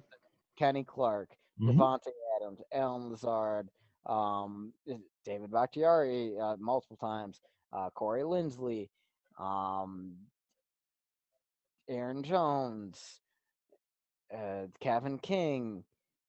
We've had a lot of injuries this year, but we've weathered the storm and we're going into the playoffs pretty healthy. It's gonna be exciting, man. I mean, I can't wait to fucking break the shit down with you and watch some fucking playoff football with you, dude. We didn't watch the San Francisco game together last year. Looking forward to watching some playoff football with you this year. And maybe we'll bring a little sneak peek Buffalo Bills actions to you next week just to cover the gap. So it'll be fun. Man, it has been a wonderful season, and as you said, there's one more guaranteed week, so let us savor it and really appreciate that half the league they don't get to watch games next week. Yeah, half the league doesn't, and there's even more than half the league doesn't get to sit back and know that there's only two fan bases in the NFL that get to sit back and know that their team has a guaranteed bye next week. Us and the Chiefs. That's it. Everyone Yeah, and else, actually, I will say, as you were saying that, Tennessee, I think they had like 18 seconds on the clock, and they managed to get a game-winning field goal before heading to mm, overtime. So Tennessee, they do Tennessee take the pulling out the division. dub. Colts will not be in the playoffs. Any other NFC North fans, by the way, Minnesota did beat Detroit 37-35 today. So not that means anything because that's completely fucking pointless because Well, I mean, it's the NFC North pecking order: Packers, Bears, Minnesota, Detroit. Kind of what I it's been for the better part of 20 years. I will say this right before we get off. I did look at the teams in the NFC West and the AFC North we play next year.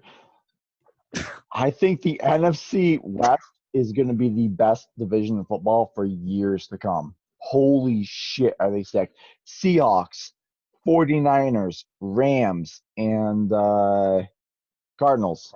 Cardinals have Hopkins, Kyler Murray, young team, really young team. They're going to be good. Rams have fucking Jalen Ramsey, Sean McVay, who's a fucking great coach. Just Aaron Donald. Aaron Donald, fucking good receivers. They have CL's got Russell Wilson and DK Metcalf and Jamal Adams and an emerging defense. And then 49ers are gonna have all their fucking starters back next year on a fucking dominant team. That all four of those teams could potentially be like the best team in the NFL on any given year, and they're all in the same fucking division. It's ridiculous how good they are in that division. Whoa. Okay, all right. So I'm wrong. I'm wrong. I was messed up on this playoff thing. They're showing the AFC right now. You're right, man. Buffalo hosting Indy. Yeah. Pittsburgh hosting Cleveland. And shit, they just cut away from it. It was Tennessee and who would it be? It would be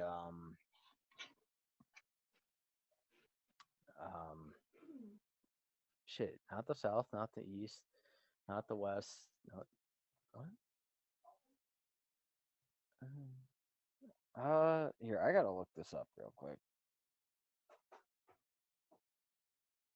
Because I definitely thought, oh, well, it must be the Ravens, right? That's got to be Could it. be. Could be, dude.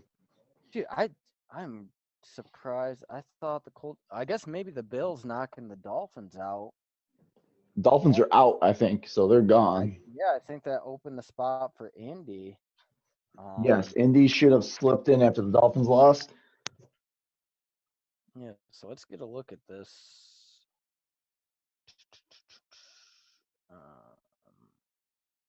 Yeah, so yeah, just to confirm, I'm running through the list right now on ESPN. Saints host the Bears, Seahawks host the Rams. Most likely, Washington will be hosting the Bucks. Then we jump over to AFC. Bills host the Colts. That should be a good matchup, man. Steelers host the Browns.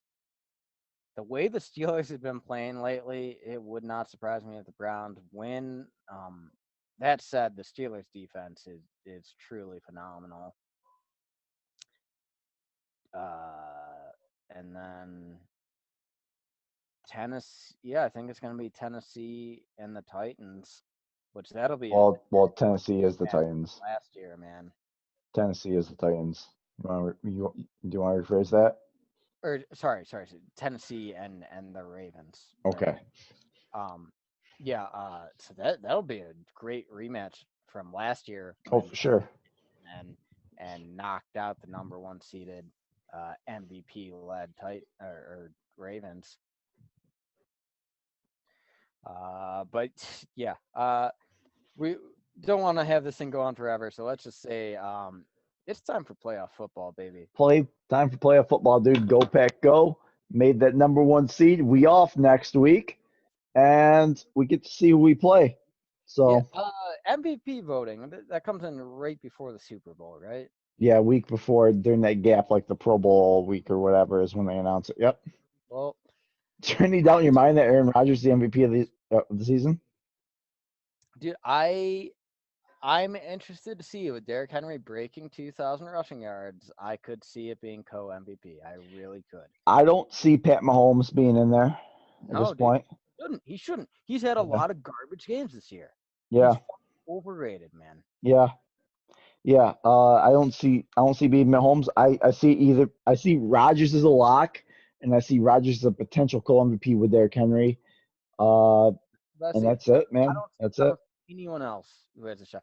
Like Mahomes, yeah, he's great. He really is. He's probably the most physically talented QB in the NFL, but he had a lot of bad games this year. Now, I wonder if Green Bay's dominance over Derrick Henry in their game and that fucking debacle that they had would be enough to make the argument that Derrick Henry should not be considered a co-MVP Aaron Rodgers is the sole MVP because of the Packers Titans head-to-head matchup. Yeah, I mean you do have a head to head there.